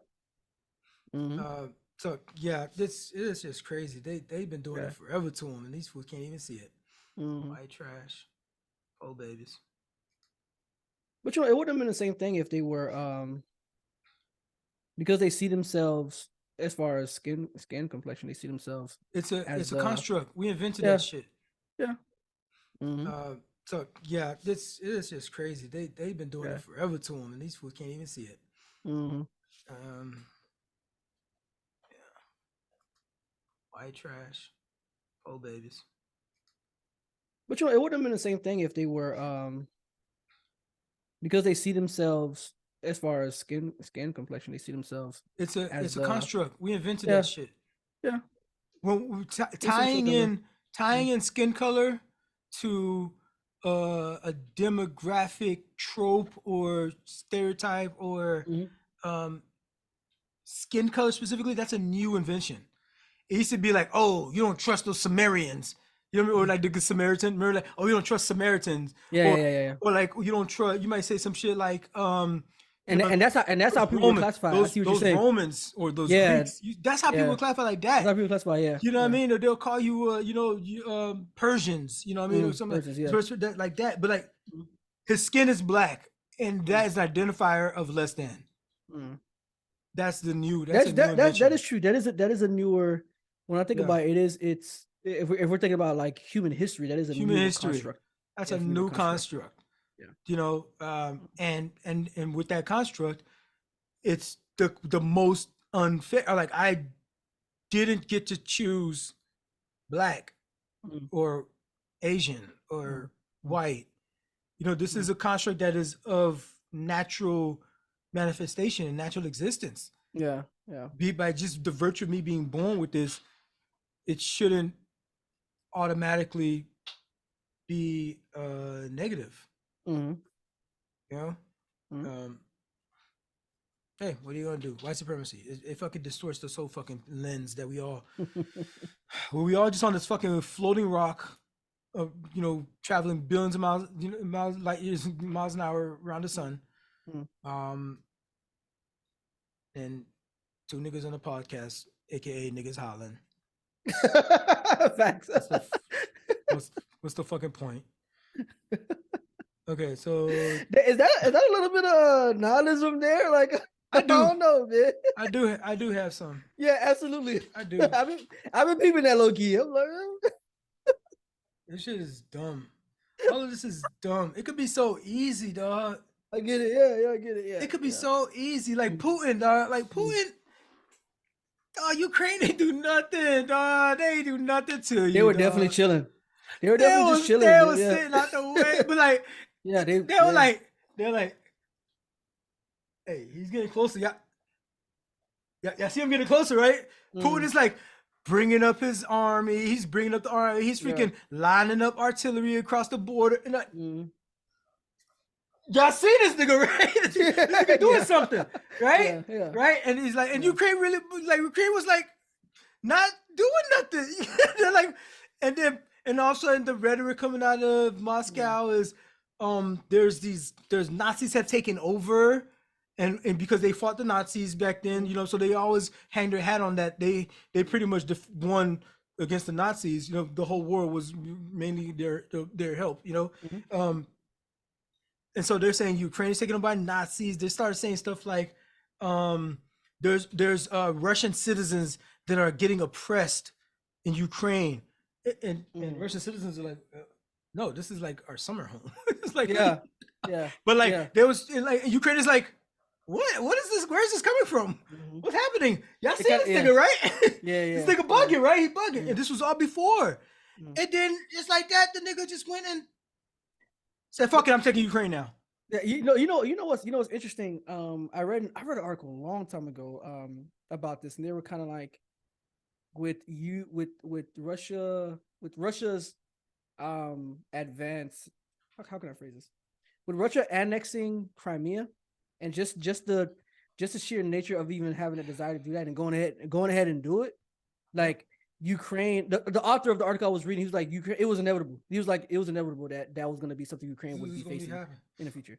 And the whole Crimea thing happened. That's why Ukraine. That's why Ukraine was hollering at NATO like. And they were trying to get it. Y'all see this fool, right? Yeah, they were peeping it. Ukraine peeped it. Like, you see this fool, right? Like, yeah. And then NATO was like, all right, make sure you get all your ducks in a row. Legitimate democracy. Make sure you get voting rights and shit like that. Make sure you have get rid of corruption. And Ukraine was working. They're working towards it. They're working towards it. They're working towards it. Doing that thing. This is why the whole thing with Trump was like, hey, if you want these nukes or not these nukes, he was holding back some money that's supposed to go to Ukraine. And he's like, oh, it's a perfect call. It's a perfect call. Whatever, fuck. You know, but it's like, bro, you was telling him to go do some investigation on Biden and Hunter Biden. Yeah. Or you wasn't going to give him the that money. Was crazy, bro. That was the crazy, money to help fund what, you know, like they're going to need to build their military. Because they keep saying, y'all see this nigga, right? And we heard that and we saw that nigga, right? We saw him, right? We heard him, so y'all see him. So maybe we decided in Congress, passed this in Congress. So it's a done deal, bro. Just send the money. You just gotta sign the check and send the money. We already Congress passed the allocation of the funds, and Trump was like, "Do me a solid if you really want this bread." Trump saw it as which is so crazy when you think about it, because he saw it as like, wait, I have some leverage here. Let me see if I can try to finesse something. Like that just lets you know, like that lets you know the type of person that he is. I like just thought of something. Crazy, bro. I thought about something. So think about that. That's so think wild, about that nugget. Bro. Think about that right there, what you just said. That's wild. Think of all of the chain events that ended up happening to the point where now Prigozhin almost had a mutiny in Russia. All of that with the Ukraine, unwinding it with the war in Ukraine and freaking coming back with the Russia, if you're listening, like all of that. Because this... Yeah, you can trace it back to that. That's true. Because this nigga Donald Trump ever sniffed the White House. What was going to happen to the nukes? By the way, Belarus is a safe haven for Prigozhin and some of the Wagner group. We don't know exactly what the deal struck was while Putin laid off of Prigozhin, or was it Prigozhin? But Belarus then announces that, hey, we're thinking of building a new allyship in the region. And to incentivize you to come through, we're going to give you some nukes. We're just going to give them to you. Russia has the highest stockpile of nuclear weapons. And Russia's in this group. Guess what? Russia just gave us some. So Belarus, purportedly, I don't know if this has been confirmed yet, now have nuclear weapons that Putin gave to them, allegedly, or that Russia gave to them. He's saying that Russia gave it to us. So if you join us, Russia's going to give you some too. So imagine if you have any other freaking group they form in there, and now you're just handing out nuclear weapons. Russia's trying. They're trying. And this motherfucker didn't want to give Zelensky the funds Yeah. to help prevent this whole fucking shit. That's crazy. Because he wanted to beat on Hunter Biden. Mm-hmm. But he got poor whites to donate to his fucking campaign. To donate now to his fucking legal defense fund. Mm-hmm. How can you not be a little nihilist? It's this guy had no I will say it's a fair argument. I will business say that. sniffing the White House. Yeah. He should have been denied on a visitor tour. Mm.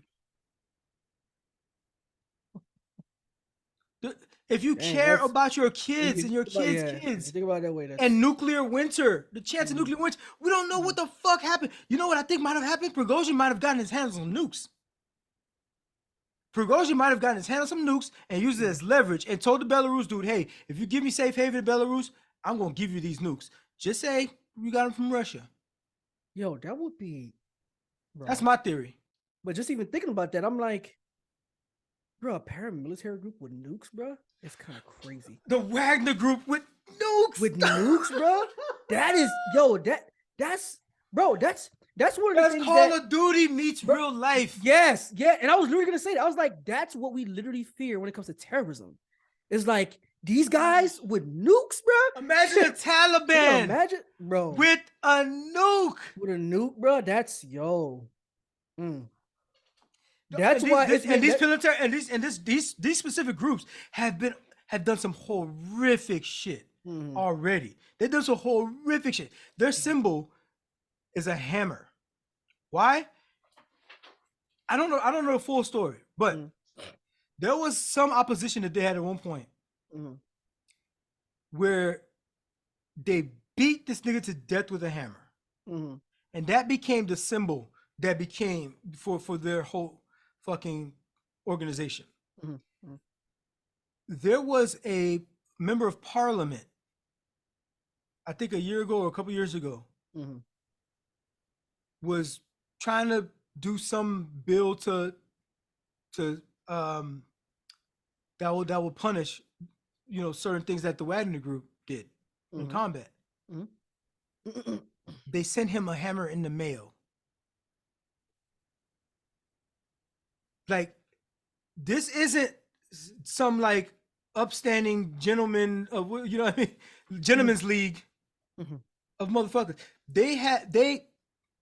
At least they didn't invite him to a random building and say come to the 5th floor. Check out these windows. Can you believe the insulation? It's also soundproof. Here, get closer. Look, check out that leverage. Yeah, see how hard it is. No. Really get in there. Get in there. Yeah. Oh, he fell. Y'all saw him fall, right? He fell out of a window. Defenestration.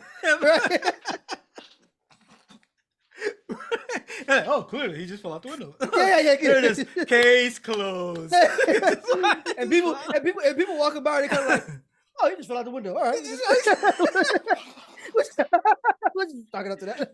Yeah, chalking up to he fell out the window. Yeah, that's what it is. But all of that, and right now, I think the paramilitary group is now Belarus's military, and they have nukes, and they got nukes. Are you? And I don't know if it's. Are you just deducing that, or like? I'm deducing that. That's my theory of the case. Like I said, I think that is. I think Russia might be in a tight spot. I haven't heard what their response was, but it wasn't like, yeah, that's right. We're with them. I haven't heard Russia confirm it. But so that could mean a couple of things. Like if Russia confirms it, then it's like, oh shit, they are taking applications. That's fucking crazy. If any old freaking despot, freaking King Jong-un be like, oh, sign me up. Yeah. What, y'all looking for allies? Y'all giving away nukes? Sign me up. We'll find a way to get over here. So if that's crazy if they confirm, but if they don't confirm it, oh my God, you mean to tell me your shit was not secure? And this dude just took him to a whole nother country? Yeah. Like, that's it. That tells me a lot. That tells me a lot about how what about those other ones? And they have the most nukes in the world, like in sheer amount. Yeah. It was a little bit more spread out when it was the USSR, but now it's all in Russia because ever since the Cold War ended. Yeah, it just all that stuff that was stockpiled, they never used it, and it's just there. Yeah. And which is partly the reason why they that's how they were able to like the whole gun trafficking business and all that stuff. Weapon trafficking is largely run through them because of that. So there's always availability for it. And you end up with child soldiers with AK-47s, and that's another thing. That's like it's butterfly effect that people don't be thinking about. Yeah, man. bro, I ain't gonna lie. And that's why it dawned on me when I said that about like a it like when you were talking about it dawned on me. I was like, yo, a paramilitary group with nukes, bro, bro, that's a scary thought, bro. Like that's not. We don't deserve this shit. This planet, we don't deserve this fucking planet. It be trying to shake us off. It be trying to shake us off. Like a dog to be like, oh, get off me, right? Right? Bro, it be trying to shake us off, bro. And like we're a fucking virus. We are a virus on Earth. and Okay. Earth was just this living body floating around in space, doing its thing. You know, it's growing its whiskers, it's shifting its tectonic Growing its plates, whiskers. and Okay. you know what I mean. Yeah. It's Tectonic plates, yeah. it's clearing its throat. You know what I mean, with the volcanoes. You know what I mean, and like it cries. You know, with the rain, like it's just doing its thing, and through all of that, such a big process is going on, and all of that kind of thing. These microbes start acting the fuck up, right? Just start like fucking shit up, fucking around the whole system, and they be trying to shake us off. And how does it do that, from your perspective? Well, right now, it's through lightning strikes. Okay. And forest fires. Okay. Lightning strikes and forest fires. Because I've been living under a cloud of fucking bad quality air for off and on for the past several weeks. Bruh, that's, oh my God. The whole half of the fucking United States. So this shit is wild. Like I wake up every day now and I'm checking the health quality index. The health quality the air quality index. What the? I never knew that was a fucking thing. Bro, I'm literally getting notifications of that like every Get other outta day here. now. It's What the crazy. fuck? Yeah. Bro, so this shit is like, bro, I know you're gonna continue, and I don't want to like you to lose your train of thought, but it made me think about like those people who live in like coal towns and like kind of like the smog they live in every day. Bro, that's crazy. nigga, look at I the can't even cancer imagine. rates. Look at the cancer rates in those places. Yeah, Mining towns, you know what I mean? Like the people who have black lung. Black lung, yeah, man, I can't even. You know, imagine, bro. even people that work in the oil industry, like look at the skin cancer rates. That too, yeah. Look at the fatality rates, just the freaking operations, just to do the job alone. Yeah, working on the oil rigs in the middle of the ocean, and and then not only that, but you're bringing up the oil from this that's been dormant for freaking millions of years of depression. Like you're introducing data to the environment, and whoever knew what the fuck little disease might have been in that shit that was not around for the past like 10,000 years, whatever. And now it's back because it was living in the freaking oil globulate. Yeah, that's crazy. Yeah, bruh, we don't deserve this fucking planet. The planet's been trying to shake us off, and we are just accelerating it, like with everything that we fucking do.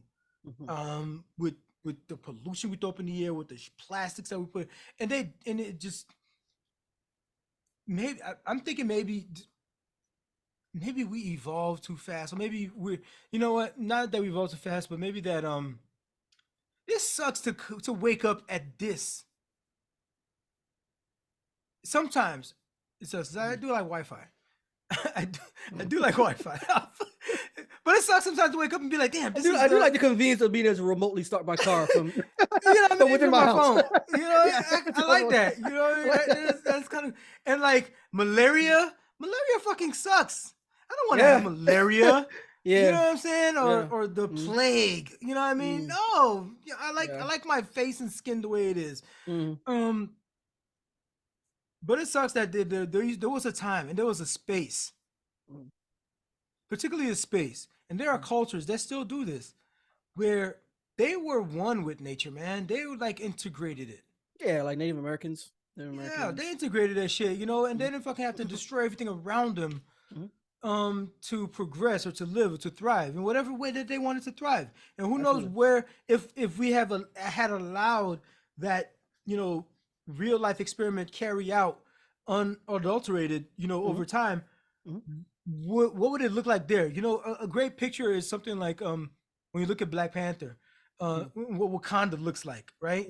They're still kind of huts, but it's like tribals and stuff like that. But it's still like architecturally sound. You know what I mean? They have high rises but it still had the aesthetics of something that would have been an evolution over time to come up to be this. If we had left those societies intact, because a lot of these societies were actually doing way better at integrating themselves. But then fucking colonizers. This is like the running theme for this whole shit. Colonizers this whole show apparently and then just want to change they would what they call that shit? They would it's terraforming. Terraform. They would terraform the space. So they wanted to fuck us, rather than fucking integrating and fucking just going with the flow, like being like water. They fucking wanted to just destroy, build from scratch from the thing that they knew and how they did it back there. So how was this? How was this a challenge for you? Nihilism, I guess. Okay, fair enough. It fucking sucks. Fair It's a enough. challenge. It fucking Yeah. sucks. I don't like the fact that I don't like the externalities of it. This happened right now. We're getting this shit because it's happening in fucking Canada. You know what I mean? It's happening in Canada, and I don't like the fact that I'm over here and it's happening to me. Something that's simple, but that's the same thing. Companies do all the time. Whether if it's factory farming, where the fucking runoff that comes from those factories goes into somebody's drinking water that's in the town down the street that ain't making no money off this shit, or a town down the city, down the river, whatever. But what would you say? Or if it's a coal-fired plant and I'm over here in Jersey and the plant is over in fucking New York somewhere, and you're getting all the smoke. What the fuck? Where am I getting the smoke? Yeah. You know what I'm saying? Yeah. And I just wanted to go get some coffee, and now I'm inhaling all this. You know what it makes me think about, like, I'm not trying to make an excuse here. I'm gonna preface what I'm gonna ask you with that. What would you say to people that are just kind of like, with advancements in technology, sacrifices are needed to be made, and industrialization is inevitable. We can't predict or have foresight as to all these butterfly effects. Like what do you say to people who are like, we can't predict? I'll tell you, you can. You clearly know we have way too much data right now to know that definitely now, we can definitely to know that burning fossil fuels is not sustainable like that. Yeah, right. Yeah. We need to. We've known that for decades. The livestock that we freaking carry on with, right? That release the methanes and everything, and then like slaughtering them, and then let go waste, and then that waste product is also becomes decomposed and all that. Like and we overproduce the food that we have here, and then we have people starving in the fucking streets, right? But all of that is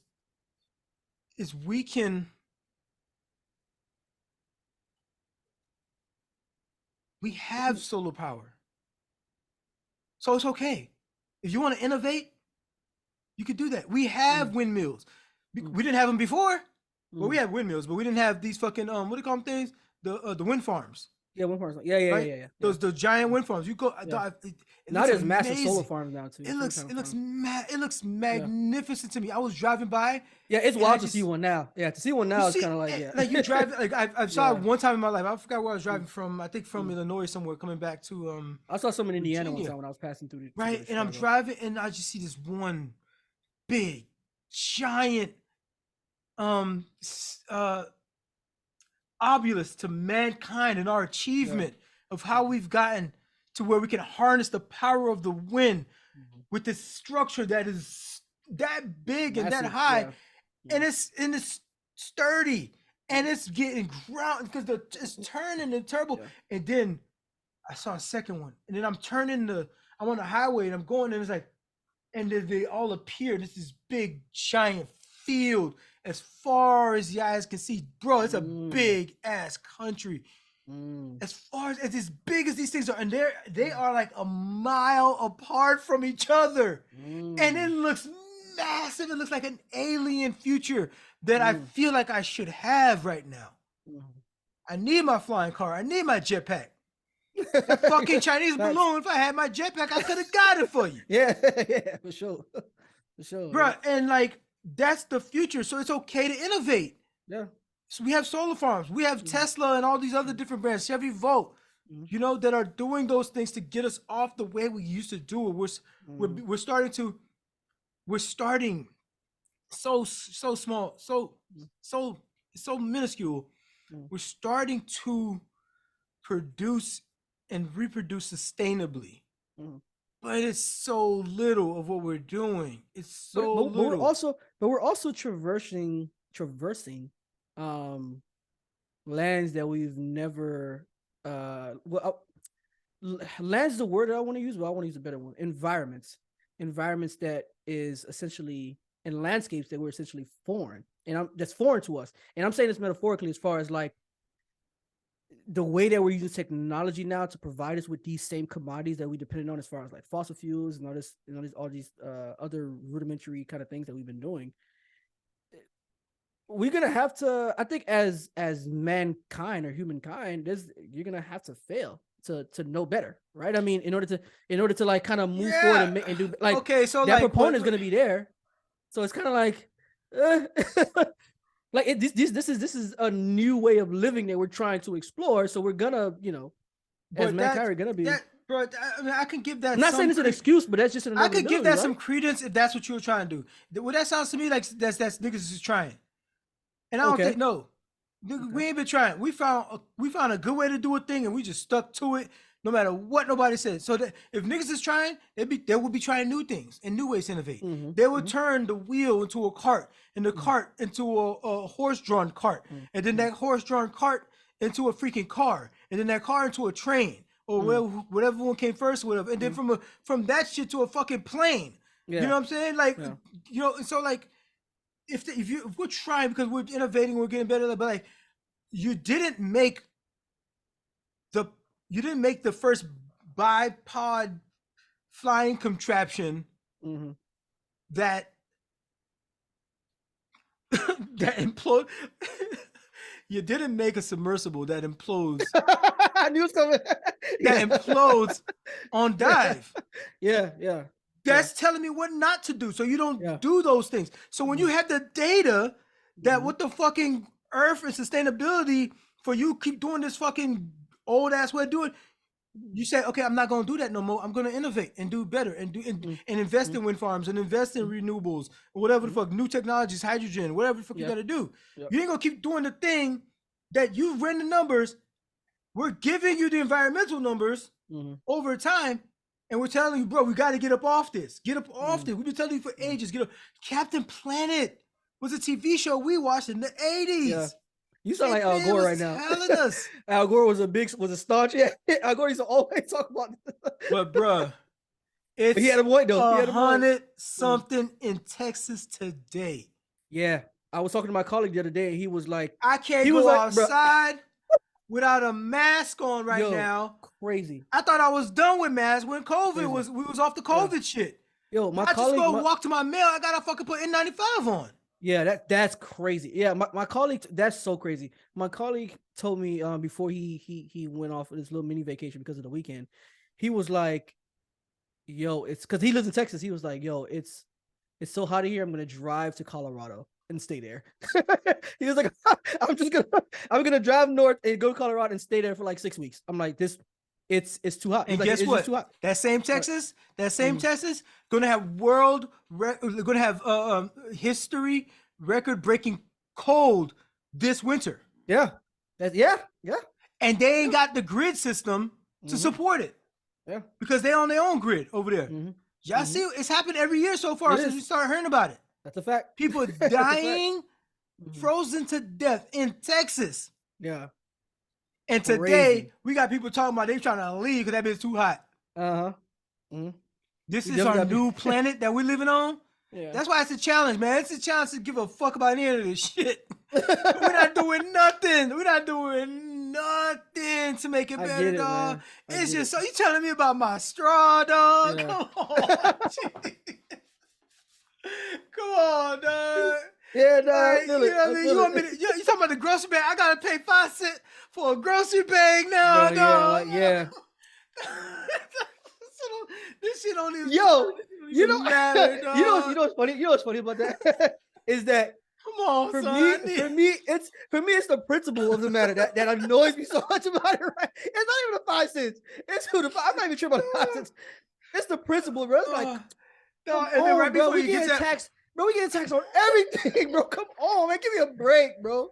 I get taxed on the money I make. I get taxed on the money I spend. I get taxed on the money I save. You get taxed for trying to give other niggas your money. You're trying to give the store your money.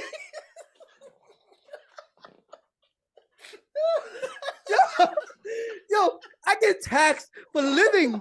I gotta pay property tax. It's a tax, dog. I gotta pay tax to live. Like, bro, that's so crazy, bro. Like, oh my God, bro. Everything you gonna get that lick. They gonna get their lick, dog. For real. Nah, it's a challenge. Like that's a challenge, man. That's it. That's overall basically that's it. It's I a get it, challenge I to get it, fucking man. live I day get to it. day in this this shit is so backwards, dog. Yeah. I got on a tangent earlier. Yeah. I got on a tangent way early. This ain't gonna make no sense to nobody who didn't listen to the whole thing. Yeah, sure. The tangent was this. That's a plug, y'all. Listen to this. Watch the whole stream. Watch the full show. Context. What up, fam? It's Darwin, the guy that was just talking. First off, thanks for watching and supporting the show. But I gotta give y'all some homework. Your challenge, if you choose to accept it, is to interact with the show. That means 1, hitting that like button, because I know you like our stuff. 2, make sure you subscribe, so we can swim our way up your timeline whenever we drop new content. The third thing, please share the channel with your friends. Maybe they'll learn a thing about a thing or two. Oh, last thing, we're over here talking about what y'all talking about. So go ahead and carry that conversation on into the comments. We be up in there too. We don't deserve to be on this planet because it could all be so easy and we just choosing the hard way. Putin didn't have to fucking go into Ukraine, dog. Come on, dude. Like, just like stop. Like, Ukraine was chilling. This is what I was saying earlier. Ukraine was chilling. You made all kinds of propaganda to say that they were doing some wild shit. They wasn't. You know they wasn't. It was just Putin. You know what I mean? Had this freaking ego Putin shit. Putin. That's one of the egos that from ex KGB shit that he owned. Yeah, USSR. Still fighting the old war, man. Still fighting that old war, dog. Because this one nigga just wants to wild out and be power hungry. You know, now it's got so much fucking consternation around the world, man. Like, there's freaking famines that's going on because the food supply is fucked up. You know what I mean? Because shit like that. We got nuclear weapons for Lafrid and Kraut. Who knows where the fuck worse now?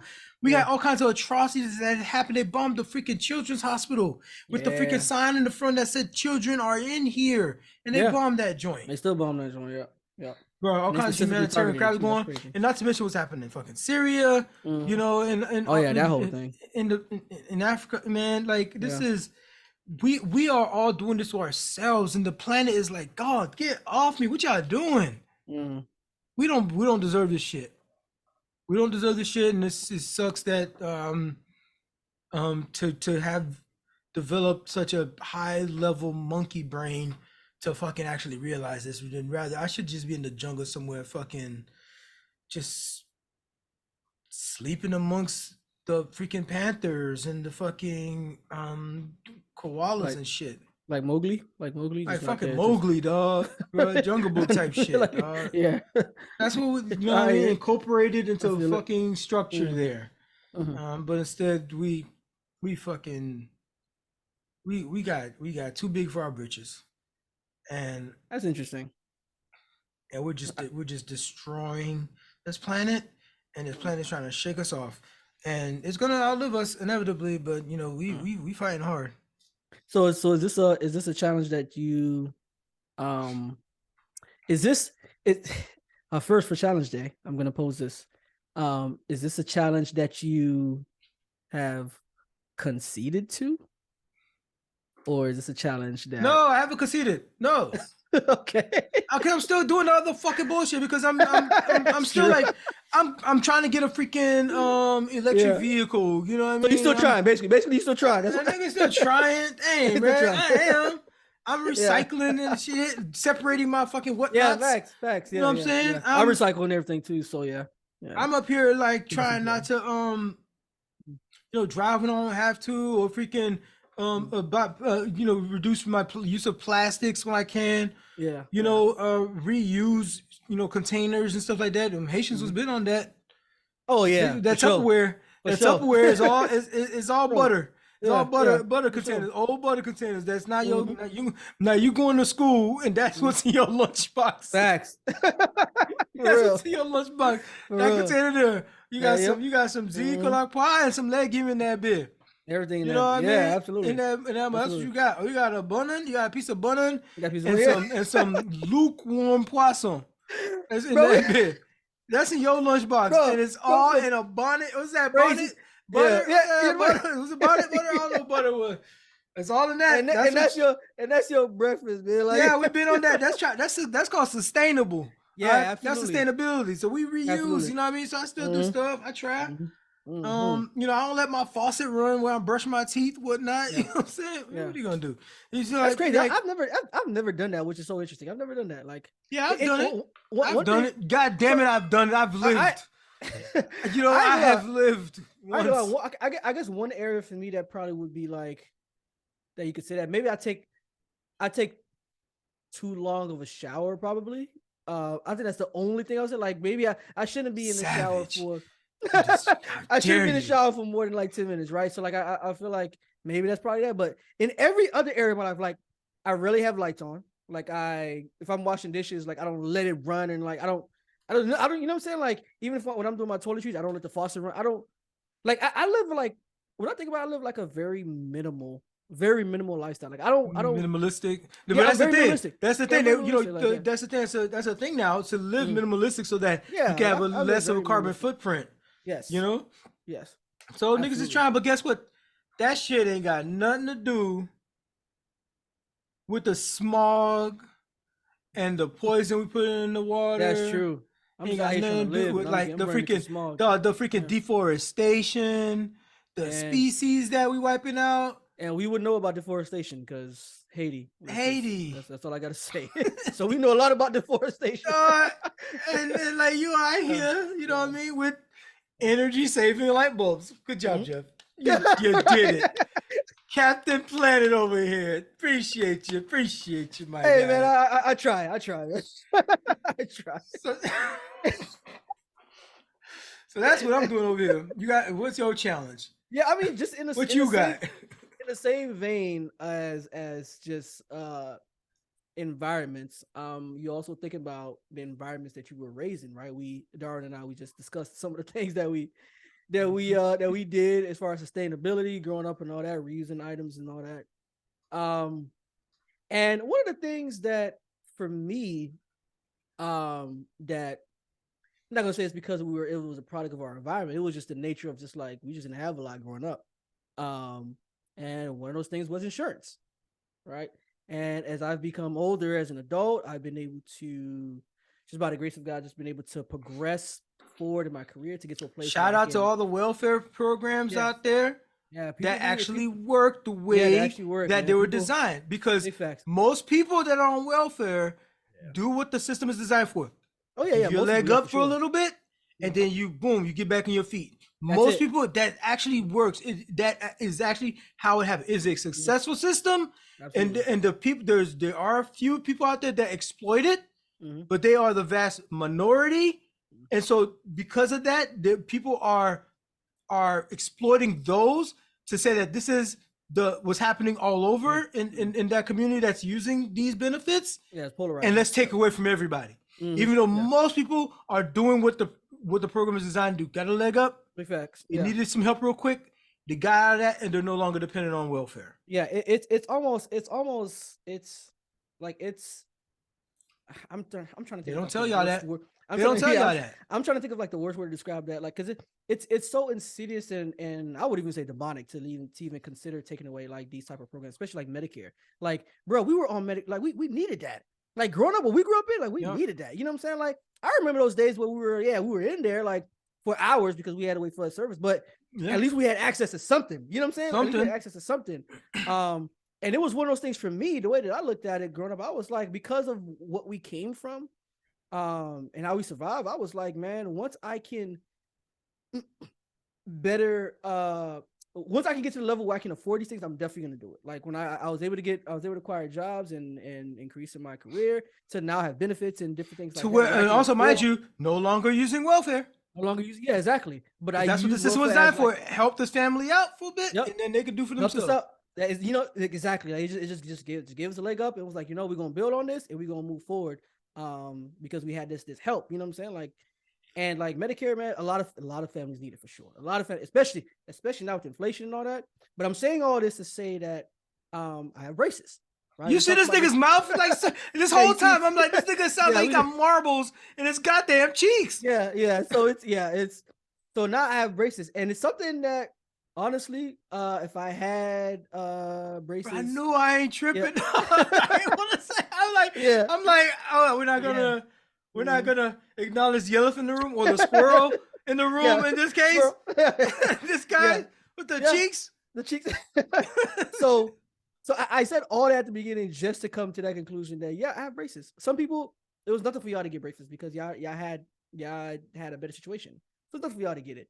But I'm a 34-year-old man that was finally able to afford braces, right? And I can afford it, without any issue. And it's something that I needed for a while. If I had braces when I was younger, I wouldn't have to deal with these things.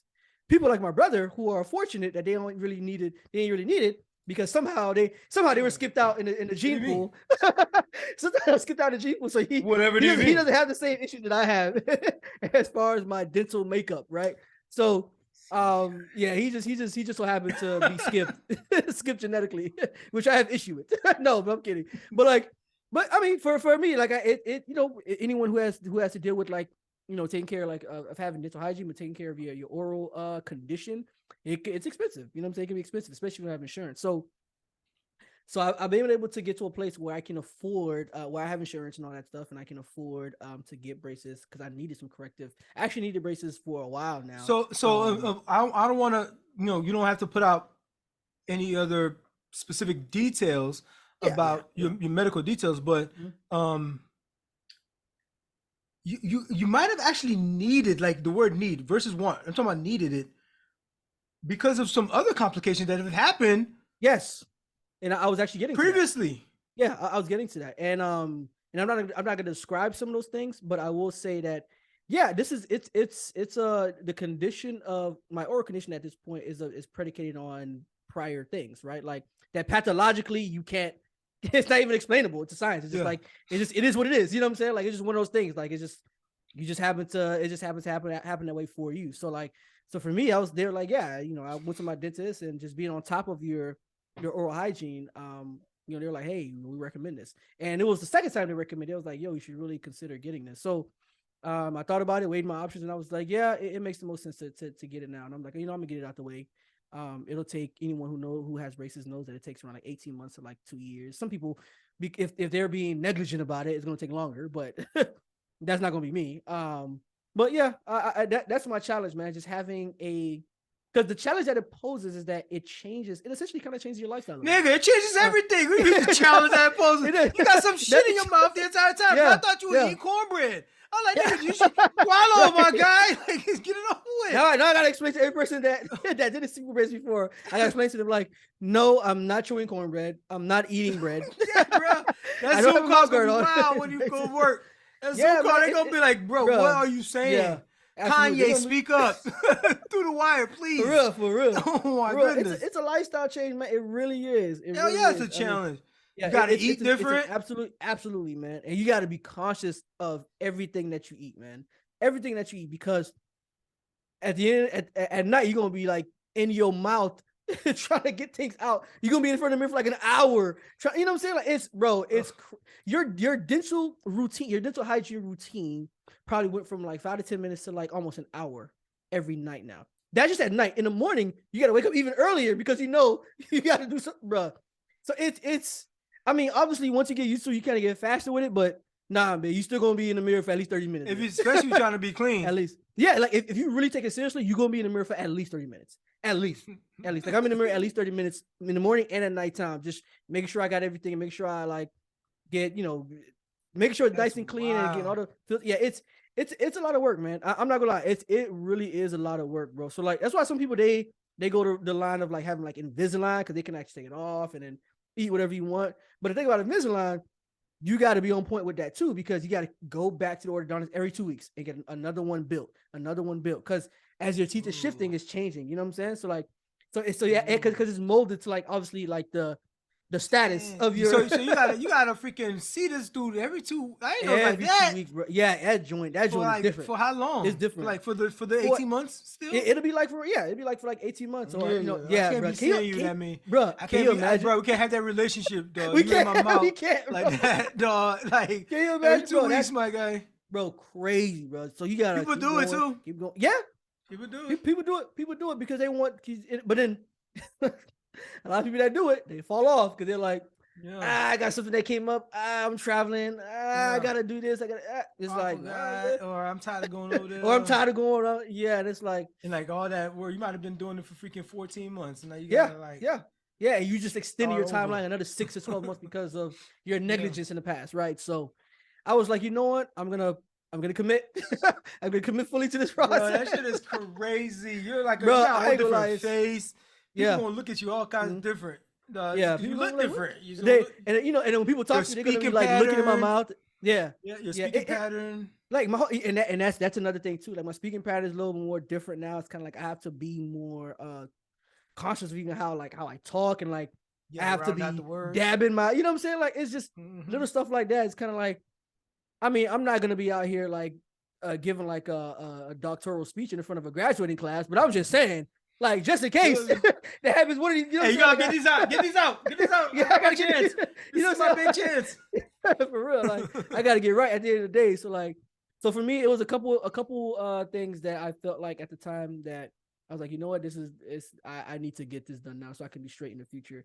And that's just what it was. So that's my challenge. But I would say this to say that, like, folks, please, if you have the ability to get insurance, make sure you're going to the doctor, check to just, you know, having a physical, make sure you're getting your teeth checked out, like you going to the dentist. Come on, man. It could, Two cleans a it year. could save you. Make sure you like you a lot, like there's a medical term that says an ounce of prevention is worth a pound of medicine or something like that. I'm not sure. It goes something like that. But basically, that's interesting. It goes something like that. Basically, it's just like if you did a little bit of thing in the front end to prevent it, you know what I mean? It might cost you a little bit of money. Yeah. But if you don't do the prevention thing and you get that thing, you got it's gonna cost you a whole lot of money to treat. Absolutely. Treat that bit. Well, you could have been like, oh, let me spend this $150 right here. Yeah, boom. Yeah. You know what I mean? Good. Like it's but we don't really invest a lot in prevention in this country. I'm telling you, part of the insurance, our insurance should come with the free gym membership to the gym in your local area. You don't want people wilding out with it? Okay, it has to be a gym in your local area. We'll give you like a choice of 4. Okay, pick one. But we're going, because you get that gym membership, the likelihood you're gonna go every once in a while. Yeah. Even you got just walk on a treadmill while you're there. Yeah, and honestly, that's actually and I said this last time we mentioned this. It's actually a good idea because, like, bro, you can literally, a person can literally get in shape or at least just be healthier by, bro, you can walk 3 or 4 times a day. Just walk for 30 minutes to an hour. You don't even show, just more healthy, even if you're not in you'll shape. You'll just be healthier. Yeah. So when I say shape, I mean that's what I mean. Like you'll be healthier. Like you can just walk through the 4 times, bro. Like part of the workouts that I do is just me going to the gym and I work out. Like I'll walk for an hour. And probably like do some core exercises and that's about it. But that's a legitimate workout. And I find myself on a scale. Like I see like my body fat percentage went down. I see that I'm getting a little more tone. Like, and I'm just walking. Just walking. You know what I'm saying? Like, if you're gonna be walking anyways, boom, gym membership. You go there, you watch the sports center and everything. You just walk on the treadmill. An hour just go by, just like that. Hours just go by, whatever. Probably chopping up with somebody who's there. But guess what? Now this person is less likely to have the diabetes. Yes. Yes. And now insurance company, ain't gotta pay for their fucking treatment. Exactly. Which is gonna be hundreds of thousands of dollars over the get this guy, for the next several years. When you could have got this nigga a $30 a month membership. Yeah. 4 years ago. $30 a month.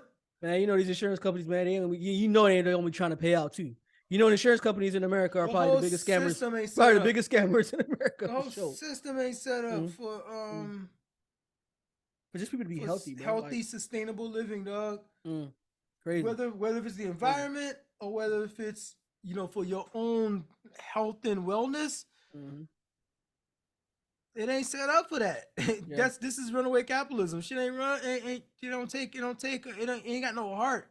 The conclusion that I have come to recently in regards to that, and I think you mentioned something important there.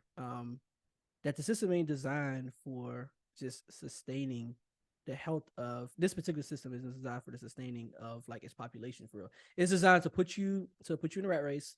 You're just another cog in a machine, and we're gonna get as much as we can out of you, and we're gonna incentivize you or motivate you by like, hey, you can have Social Security at the end, and you can look at this nice car. You can look at this, you can shiny be car, nice active adult communities and all this stuff like that. It's got a golf course, right? You know what I'm saying? Not knowing that most people in the United States don't even have enough money for like a rainy day fund, or they don't even have enough to retire. Because now, if you want to retire comfortably, you gotta have at least like 1.2 million to like 5 million or something like that. If you want to retire comfortably, you know what I'm saying? Not and even there are balling. people, yeah, you know what I'm saying? Like, and there are people who will probably never see that kind of bread ever in their lives. You know what I'm saying? Like, because of the class they're in, because of the ignorance or the lack of knowledge that they have. It's structured to filter motherfuckers out. And that's a fact. And like, and the conclusion that I was getting at, just to kind of close this off, this challenge is like, bro, you gotta just be you on your own, man. You gotta get yours. Like, you gotta get you, like, you really, that's bro, that's the name of the game for real. What like, other choice do you have? You have no choice. You gotta be proactive. You gotta be proactive about your life, man. About your life and those that you care about. Like, that's what it is. But guess what? But guess what? Is niggas walking around this bitch as NPCs. Big facts. This is what crazy. That's a nihilist right there. That's why. Yeah, that's a nihilist. They're like, fucking, I'm like an NPC life, where like they're not even the main character in their own story kind of life. Yeah, bro. Hey, that's so, bro. That's so. Yo, if y'all just heard what Dawn just said just now, that is, bro. I'm low key. I ain't gonna lie. That's very deep, bro. Like, not a main character in your own story, bro. That's wild, bro. There's people out here floating around just like that, dog, where the wind blows. Like, dang, that's crazy. That's really how it be, though. But I've met people like that, and I recall my response to them, like, I just shake my head, like, dang, bro. Like, you really living like that? Like, that's really your thought process? Like, you really live? Like, it kind of shocks you sometimes when you realize that, damn, there are people really out here Jeremy Brown. He got Jeremy Brown. He didn't value his life. You got that Darwin word for that, because he was just like, the way you move like that, you just don't give a fuck about yourself or and you know what, your footprint here, your family, whatever you got left. And that's the reason why that's part of the reason why I had that position when we talked about the Jeremy Brown thing with the guy, when I was like, for me, it kind of grieves me, because it's kind of like, I had to accept that there are people out here, especially when it comes to like black men and just like folks in the black community. Like, when you see like obviously the violence in these communities and just like these young boys just throwing their lives away, just doing wild stuff. Like, I have an understanding that that's just 30 people shot in Baltimore. 2 of them did. That just happened, bruh. You know what I'm saying? Like, and it's like, you hear about it and it's kind of like, dang, bro, that's kind of crazy. But like, it kind of like, when I really like ponder on it, like, it really grieves me, bro. It's like, damn, like, you really out here living like that, bro? Like, this is what you imagine for yourself, like, in life. Like, if anybody could have had that same thought process, it could have been you and I, because of where we came from. But what's the difference? We're like, nah, man, we're not gonna be no statistic. I was like, I'm not, bro. I refuse to be a statistic. Like, and it's, but do you realize that there are people who are like, you know what? I'm a statistic anyway, so I'm just gonna affirm, just and go confirm along with wherever the wind blows. That's crazy, like bro. But it's painful. It's painful sometimes to come to that realization. They've relegated to NPCs, and they accept it. And it it's easier to just float down that river. It's sad. It's sad. And what makes it sadder is this, like, for me, what makes it sadder is just like, dang, like, I gotta accept that. That's just what it is. You know, that's just what it is for some people. So, you know, as Darwin and I, as we were discussing this to close out this my challenge here, it's a challenge that I would say that I've currently conquered, because I had to what I had to do is shelf my previous life to take on a new life with braces, because, like we mentioned before, it's a change in lifestyle. Now, it's not that, I mean, I'm a fairly healthy person, but like, I really have to be even more intentional about it now, right? Like, it's like, I have to consider like the choices that I make as far as like eating and even activities. Coffee, that I take right? What about coffee? Coffee is cool. Coffee is cool, but like, it's more moderation now. It's more moderation, because you also you don't want it to stain like the braces and all that, which is why you get them like in colors, so that if it does stain like the colors on the, like, because it's like you have the brackets. It won't look like too crazy. Yeah. It's like, if you could, like, if I had like white and I was drinking coffee, even if my teeth were like super white, it would look crazy, because you got like these small yellow squares. It's gonna look crazy. It's like, what is that on your teeth? Like, So it's gonna look crazy. So you get the color ones just to kind of like hide that a little bit. So, Uh-huh. but It is, yeah. It's that- a challenge. You're changing lifestyles a little bit. yeah, change your lifestyles, man. So that's how I've conquered it for now, is that I've accepted this challenge of like changing my lifestyle, and I'm taking it head on, because I can't just take these braces off. It's not getting Invisalign. I could just change my mind. So it's like, so I'm in it. I'm in it for the long haul. So that's my challenge, man. And I challenge our viewers to really consider these things. You know, really consider your health, how you living, and just understanding that, yo, you gotta be proactive in America in this type of economy that we're in. You gotta be proactive, man, and just, you know, and keep it pushing. Take care of your health if you got the take care of your health. opportunity to. Like, take care of your health and those around you, for real. So a lot of people do be having insurance; they don't never go to the doctor. Which is so. Okay, I don't want to go off on a whole tangent, but that is because I can. Oh man, I get on my boy about that all the time, because he be, man. But anyways, that's my that's my challenge, and that's just what it is. So y'all take care of yourselves.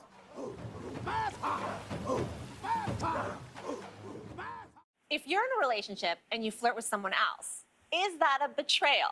According to an article in The Independent, it'd be classified as something called micro-cheating, a series of small actions that indicate a person is emotionally or physically focused on someone outside their relationship.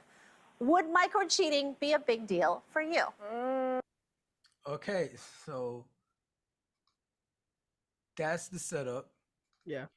I've never heard of micro-cheating before. I've heard of it in passing, and from my understanding of what that was, it was always in the context of like little things that could lead to full blown like physical cheating, right?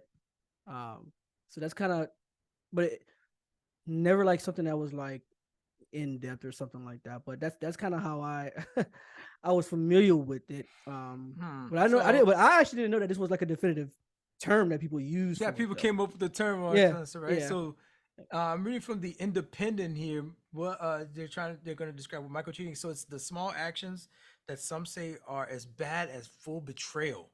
Have you ever had a flirtatious exchange with a coworker or classmate, but decided to keep the conversation a secret from your significant other?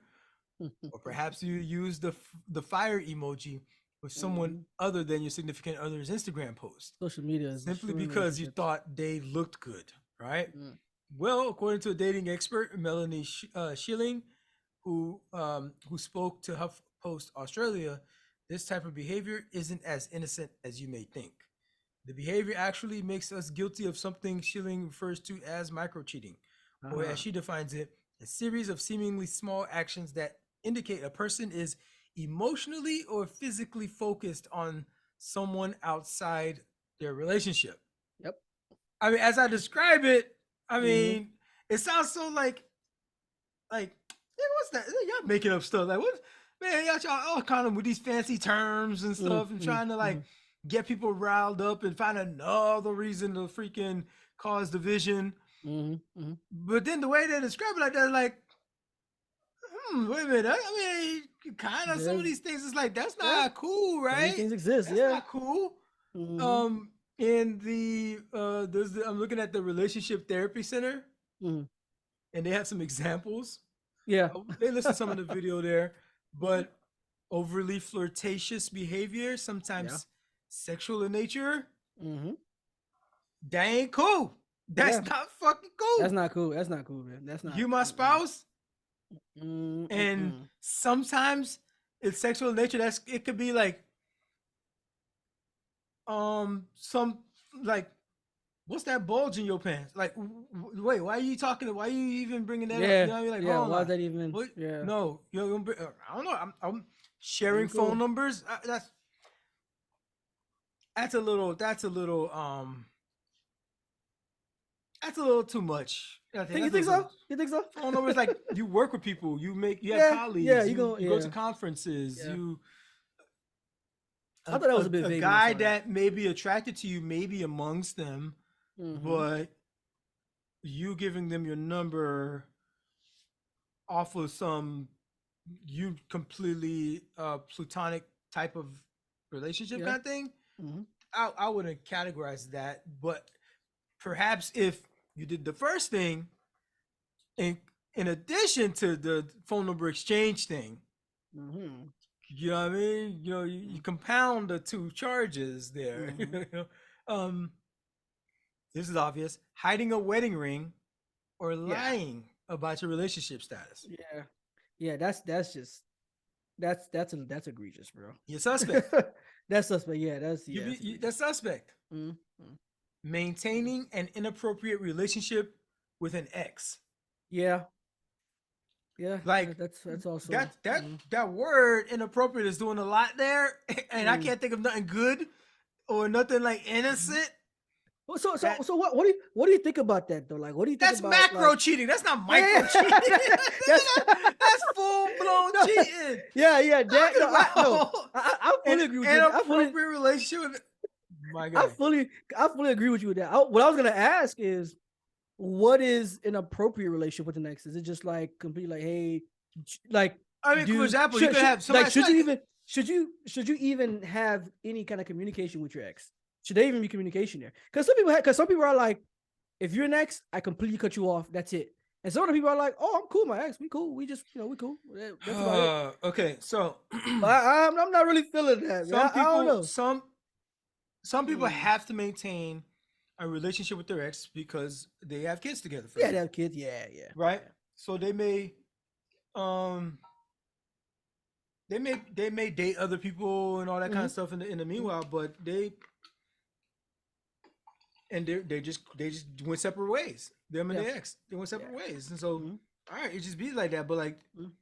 it's an appropriate relationship because Mhm. they have a child together, and Mhm. or maybe they They had have some to other co-parent and asset all that. together, maybe a Mhm. business or something like that, and Yeah, that too. Yeah. maybe the business is doing good, and there's like, hey, now we're just business partners, Mm. right? That can be an Mm. appropriate relationship with an ex, I guess. I mean, if you Mm. can sustain it. Um, Mm. but why put this on the micro cheating list? Like Yeah, I that's wouldn't put that. I wouldn't. That wouldn't be. That's not micro. That's not micro yeah, at that's all. not micro at all. So another Yeah. one is becoming overly involved in someone else's social media. Mhm. Some people might say that Liking photos and all that that. being like you like it, you always liking somebody's posts, you always Mm. commenting, Mm. you know what I mean, subscribing like you do for this show, right? Remember to subscribe, Yep. Yep. as you want to do because because you're micro cheating on your other podcast with us. It's okay, we won't tell. Yeah. You know what I mean? It's all right. Yeah. We'll Mhm. keep that side of the bed warm for you. Whenever you come back. Absolutely. Um, but like you kind of thirsty. It's kind of thirsty, ain't it? No, you always It's a bit liking their much. posts. You always Yeah. commenting on their No cap. stuff. Yeah. That's a bit much. Um, Yeah. That's a little thirsty, but yeah. Yeah. um, I would say if it's like a personal social media, like it's a personal one, like Mm. but it could be, but like again, that one's not the most egregious Mhm. because you can have friends you legitimately, but like I think that one's another one that would have to be compounded with something. Yeah. Maybe the hiding the wedding ring thing when you're Mm. around them, but Mhm. then you also liking a bunch of their posts and commenting Mm. and reposting and stuff. It might need to be compounded with something else, just like Mm. the sharing phone numbers one. That one is not the the smoking gun you think it is. Yeah. They put it on this list, and then Yeah. frequent flirtatious messaging. Yeah. Them That's text scandalous. messages will give you away every time. Absolutely. Them Absolutely. text messages give you away every time. Mhm. Um, so when you saw this list, like, could you relate? Did you thought this was crazy? No, I Walk me thought through I that. mean I thought it was I thought it was spot on. Um um of course, like the sharing phone numbers and like I was like, yeah, that's kind of vague. But I guess they're mentioning that in like in the worst way possible, right? Like you gave this person your phone number because this guy shot his shot and he got you, and you were interested. You're interested because that guy. I mean, he got you. He was successful. You know what I'm saying? To get your number in that way, right? Like, but that would kind of fall under like being flirtatious and all that stuff. And I was but that was kind of vague. And I was thinking about like the becoming overly involved in someone else's social media. I was like, yeah, I mean, I can see that. I can see that as micro cheating because it's like you every photo this person put up, you're liking it. Like it's like, come on, you don't be doing a liking bit my much. stuff like that. Like, yeah, you know what I'm saying? Like come on, you doing a bit much. Yeah, like social media and side note, social media be telling on people like a mug. Yeah. I never understand why people don't see that. Social media would definitely tell on you, like You're not completely anonymous like you think you is yeah, out there. Like absolutely. they're gonna find you. Absolutely. They're gonna know I mean, it's you. I heard this case of this one girl with her man or whatever. They were like kind of on a break, but she low key ended up like creating like a fake account to kind of like observe his behavior. Like, so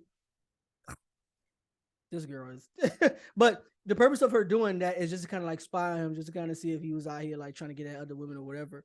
And I was like, that's you do it too much, shorty. But it's one of those things where she obviously felt like it was a good idea to do that because this guy was a guy who posted a lot on social media, whatever. He posted his activities and all that stuff. So they're together, but I thought that was low key kind of toxic. Though. I was like, she's doing a bit too much. But I was saying all that to say, like, with social media, I think people just be doing too much, man. Like, and definitely you see a lot of people's desires illustrated, and what they're looking for. You can see it in their social media posts. This is a real headline. Man shoots friend in the head for liking his girlfriend's Instagram photos. Crazy, bro. This social media shit. Mm-hmm. Social media, man, is different. It's bro, like people really micro cheating. I guess he thought she was micro cheating, liking his stuff back or something, or he's flirting her. Like he probably thought what he was seeing on social media was probably. He's like, oh, this nigga is micro flirting. This nigga is micro flirting. Yeah.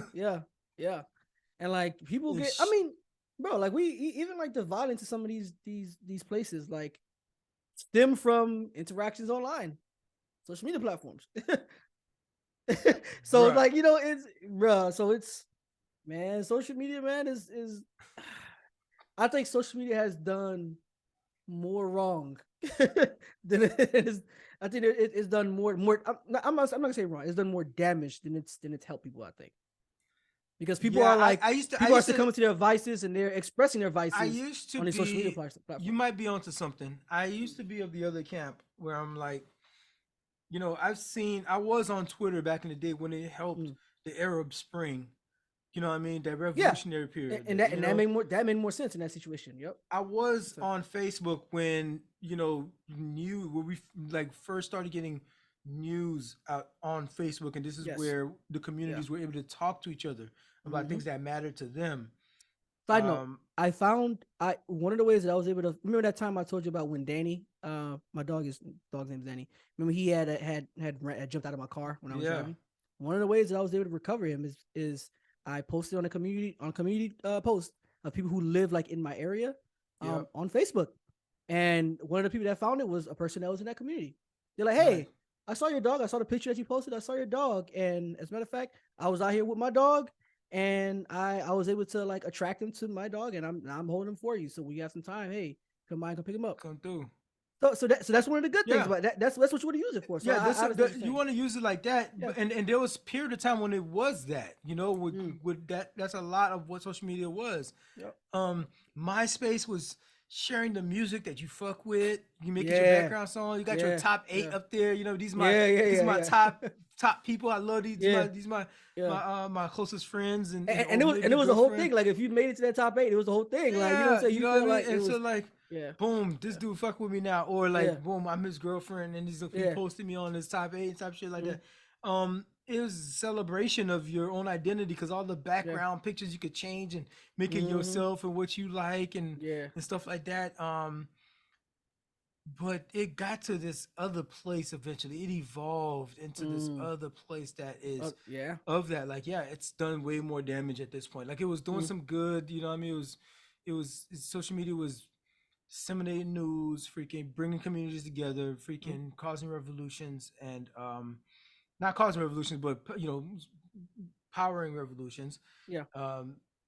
But it's bad now, man. We got freaking teenage girls and depression amongst teenage girls has never been higher in this country. Yeah. We've had people want to post mass shootings on social media so that they can go Crazy. viral.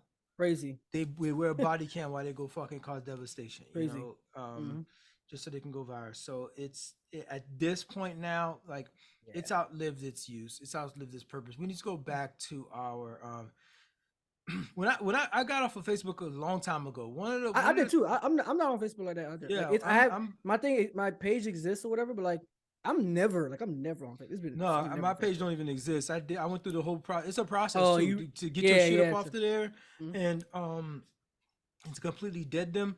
It's a process, but I've been off of them for a long ass while, and I'm thinking of doing the same thing for fucking Twitter. Twitter is like is going. I mean, and that's why I was never on Twitter, because I heard Twitter has gotten pretty bad. Yeah, it's bad. But when early on in Facebook, you know, it was only by the colleges, you know what I mean? Like whatever college you went to, so you had that small community kind of thing. And when the shit got so big and it was just getting such a behemoth, is when I started. I was like, one day I had like 1,000 and something friends. I was like, why do I have 1,000 something friends? I don't know. Like how is it? Yeah. Yeah, but like other people, it was a badge of honor. They wanted to get to 10,000 friends, 12,000 friends. Every time they go visit some other campus, something like that, they get somebody's email address, whatever, and they add them to a friend, and then suddenly like that pool becomes, and they can have friends and they like other people. So they just whatever. But me, I was like, I haven't spoken a lick to this motherfucker in ages. Why is this my friend? Delete.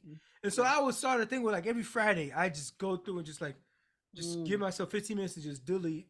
And I was getting my numbers down. I got my shit down to like 300. And like those 700 people, I bet never even know I left. They don't even know. Yeah, they don't even know. Yeah, they never even know I left. That's a fact. So it was like it got my down. I got down 300, and I started like being like, I just do not like the way this platform is going, is looking, and it's just like they're changing stuff up that took away the core of what it was about, and it's a lot of like bullshit I'm getting now. That's like nothing to do with now. Yeah. It's different. So I was just like, how can I get out of this joint? Yeah. And so that's what got me to just completely exit Facebook, and then I haven't been on there since. Same thing I'm thinking with Twitter, you know, but social media is doing harm. It is doing harm, but hey, look at us here. This is we want to get our voice out there. We got to use fucking social media. We got to try to like wade through the muck. There's a lot of fucking muck and mud and bullshit out there. Absolutely. And when we doing fucking giving quality content to people, talking about some fucking like real shit, and not no damn sensationalized whose titty was out or who freaking shot up, who really had a gun. Oh, it's not a gun, it's a fucking toy gun, John Morant. You know what I mean? These motherfuckers like it's all bullshit. It's all fucking fluff. I'm letting you know that the poor whites and black people should have solidarity. This is what you talking. You ain't hear that from over them. You ain't hearing that from them on the podcast. They ain't telling you that. Cause they don't care about that shit. And so we gotta fucking try to wade through the muck through social media. Yep. This is the fucking system they built. What the fuck we gonna do? Isn't it interesting how even when we're talking about micro cheating, it still stems back to white supremacy. It does though. It still somehow stems back to white supremacy. It all stems back. All I'm trying to do is here's my 40 acres and a mule, bro. Yeah. We low key got a good one for y'all.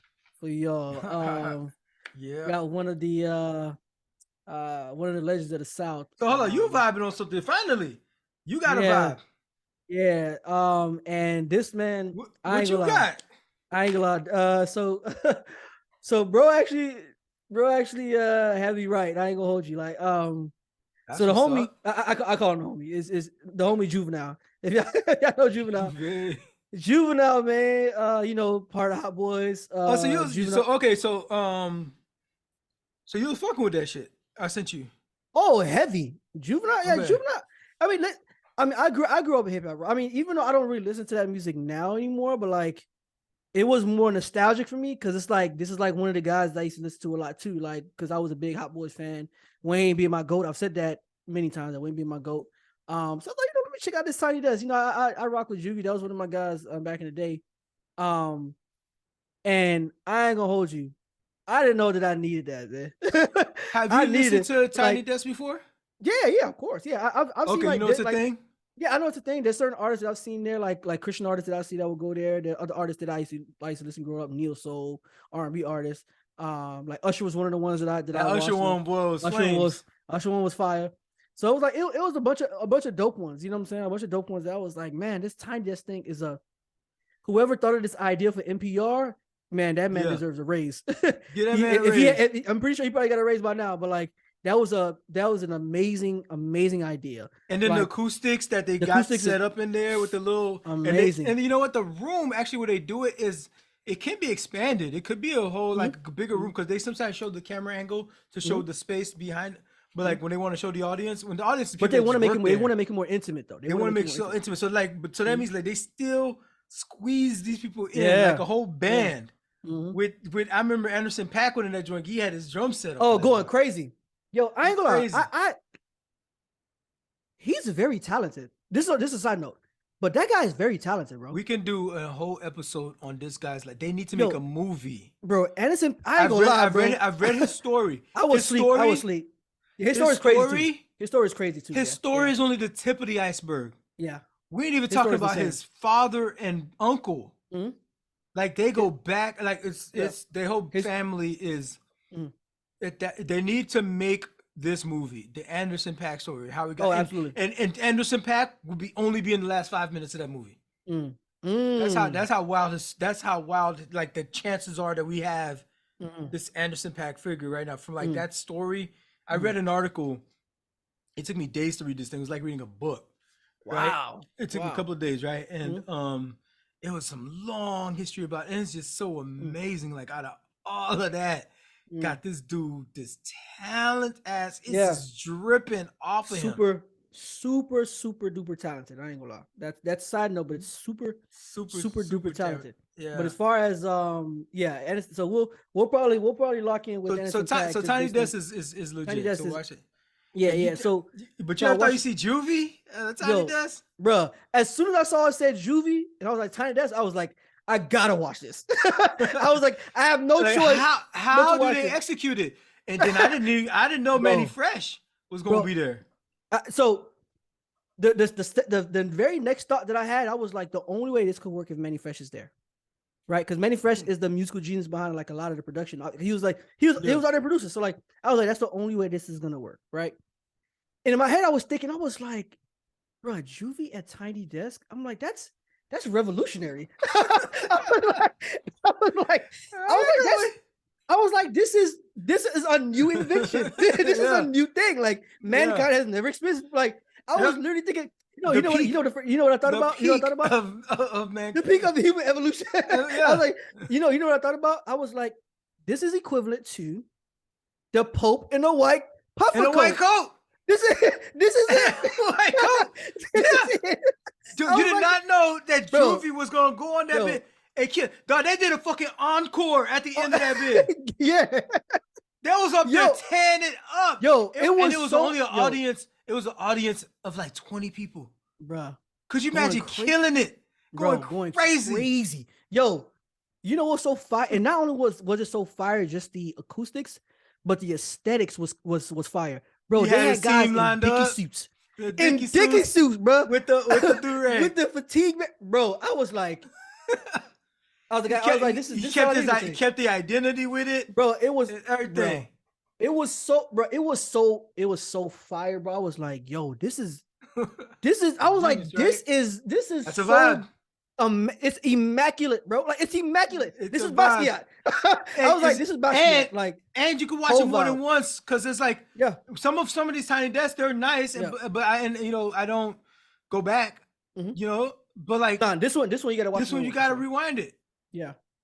You gotta rewind it. It's tight. They did it all and oh my and then okay, I'm not gonna spoil it for y'all. They got special fucking guests coming in. Yeah. In the middle, they got special guests coming in. Yeah. Like it was a whole production, bro. Crazy. And one thing that I always used to like whenever like I had like hip hop debates with like my friends like growing up like with Juvie, and I was like, y'all gotta put some respect on Juvie, bro. He had bars, bro.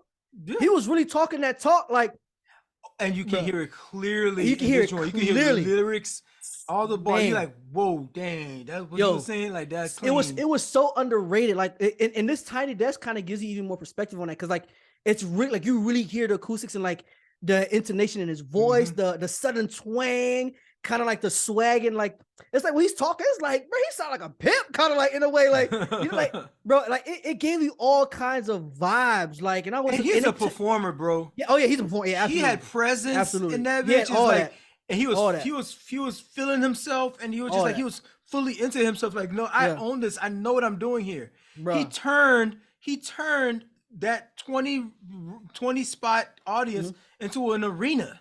Bro, it was into an arena that he commanded it fully. You almost felt like you were at a concert, like a Juvie concert. You know what I'm saying? Like it literally transported you to like another place.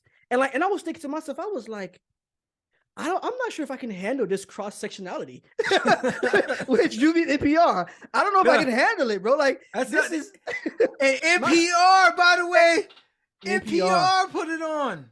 Yo, crazy. Coming through. Crazy. I can just imagine like the producers public like, radio. Yo, bro.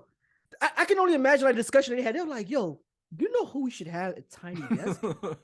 We should have Juvie. Like, here's the other thing. It's one thing to have upcoming artists or artists who are popping now. Even if you wanted to put a Cardi B on there, did she do a Tiny Desk?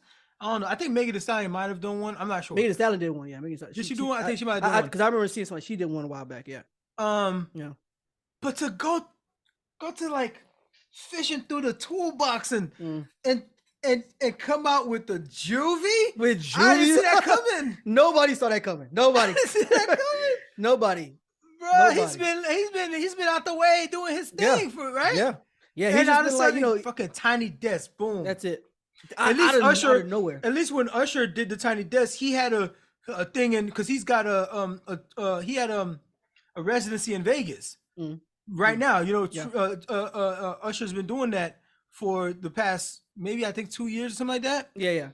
So you know he's like that's a big deal to get a residency in Vegas. You know. Yeah. And it's coming to an end at the end of this year. So it kind of makes sense. Okay, Usher is in the zeitgeist currently, kind of thing. Yeah. But Juvie, I don't know if last time somebody referenced that. You know what I mean? Some Juvie crazy and like crazy. It's like the level of genius in that decision to bring Juvie. It's like I can't even express how like it's almost bro. It's almost like otherworldly. You know what I'm saying? Like just the genius of it. You know what I'm saying? It's like Juvie, like. You didn't know you needed it until exactly. you saw it. You didn't know you needed it until you saw it. Like, yo. Yep. And like growing up in the culture, that I grew up with like hip hop culture and like how big Hot Boys was like growing up, it's kind of like if it was Andre 3000, it was like, okay, we can see Andre 3000 doing that. But Juvie, like you know Tiny Desk thing, you would never thought you saw that coming. Man. Like it was so I just thought it was. But even now, I mean, it would be kind of wild to again because like what relevancy, like, and why is Andre 3000 doing a Tiny Desk now today? Right, like we get it. Like it would have been if he had a project going on or something else, and like, but like just to randomly, bro, and like he could do one today and it'd be great. Yeah, he could. And, like, just to randomly, this person I haven't thought about in a minute, and like, boom, we're gonna put him in this environment, doing his work. Go, and it's like, oh.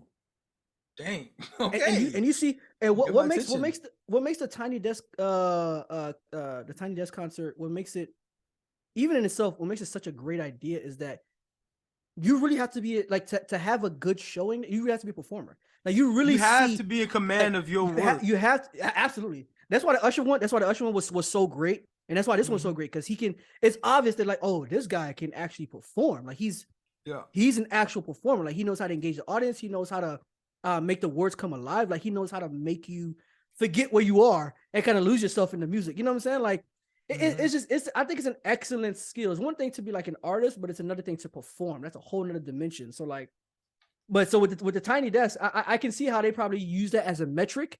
Like if we're gonna invite somebody to Tiny Desk, we have to be like sure that they know how to actually perform, because it's an intimate setting. But this is like this is not edited. Like this is happening live. Like and so I'll plug Tiny Desk again and say one of the most beautiful performances that I've heard came from Tiny Desk, and it's Leanne LaHavas. I'll send you the information. You can post it, but that Tiny Desk situation and it matched up with her. It was like I can stay here a while. It was that good. It was like that. That's dope. It's that good, and and you just reminded me of it because of how you were talking about the intimacy of the space, and the way she fills up that room with her voice and her guitar, just play. Her presence, all that, and it was the same thing with Juvie. It's like when you like as if you're a person, like I felt like I was in the room, like watching the Juvie thing, because I was just like, I feel like I'm like standing in front of this guy. Like that's the first of all, that's the power of music, number one. But like that's what a person who performs, that's what they're capable of doing. You know what I'm saying? Making it, you watching it remotely, like you feel like you're there. So like it's just dope, man. It's just I can go on about this, but I don't want to I don't want to keep talking about it. But like anyone who hasn't seen it, definitely go check that out. Juvie at Tiny Desk, that joint is a vibe. Whole vibe. It's a whole vibe. Well, the other stuff I was listening to this weekend, S.G. Lewis album is called AudioLust and HigherLove. It's last week I think I overused the word groovy like 1,000 times. Like, this shit here is groovy. It's dance electronic. You know, I was you might have noticed on the video that accompanies this in on TikTok, wherever else you may follow us. I'm in my space, I'm in my zone. I was doing some gardening and I'm listening to this joint and I'm vibing out, and it's a freaking deer just pops up in front of me. Like, what is this Negro doing? He's staring at me. Why you staring at me, bro? Look at you, middle of the day in my lawn. Get the hell out of here. Right? That is really random. That shit was just so random. So that's what happened there. And he just ran off. Who knows where he went? And you probably thought you were tripping out. You're like, damn, these gums are hitting different. So I'm over here just vibing out and to some S.G. Lewis. So his actual name is Samuel George Lewis. He's English. He's a songwriter, musician, obviously, and known for collaborating with artists like Dua Lipa, Tuvlo. Oh, okay. J.P. Cooper, Ray. We featured Ray many weeks back. Album that she's an English singer songwriter as well. Check out this album. It's a fun album. They have there's one actual track where who's Ty Dolla $ign. It's called, and it's actually called Vibe Like This. You know what I mean? So them some vibes. Check out that track, Ty Dolla $ign. So he's got a little bit of a cross appeal, there in the way the beats are laid and everything. So definitely good. It's called AudioLust and HigherLove. The next one up was Moses Sumney for me. I was a little bit on that when you saw the TikTok or what you saw on Insta. On Insta, it's a vibey, low key, smooth kind of flavor to it, which is why the video was kind of I had my whiskey there, my drink, and I was smoking on it and put some smoke on that thing to help elevate the aromas and everything and the quality of it overall. It's just you could turn a cheap whiskey to a expensive whiskey, just add some smoke to it, right? But like, it added a nice acoustic background to that activity. So this is Moses Sumney. Like I said, he's Ghanaian actually, and His first, Okay. he released the self-recorded album, his first one back in 2014, which was, and then in 2016 he released another EP. So he's got a little bit of work out there. But right now he's based out of California, San Bernardino. So it's again, like I described, it's alternative, it's indie, classic kind of just like mellow kind of joints. So check that guy out and tell him that Challenge Day sent you their way. Oh, you like that? You like that, didn't you? Well, for more clips, click here. Absolutely, and for the full show, click here. I can't even see your hand. Oh crap.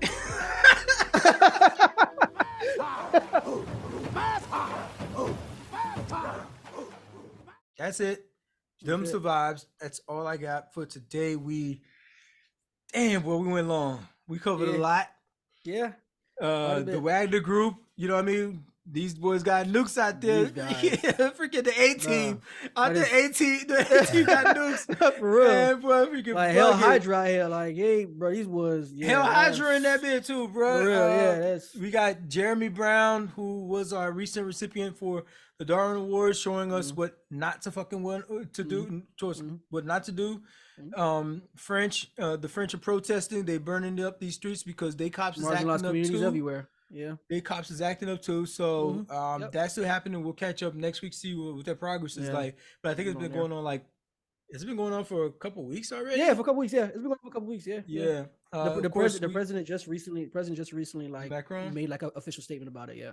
Yeah. Well, we'll see how that goes. We know how that goes. Yeah. Affirmative action. We spend a little time on there. We gave some advice. So rewind this tape.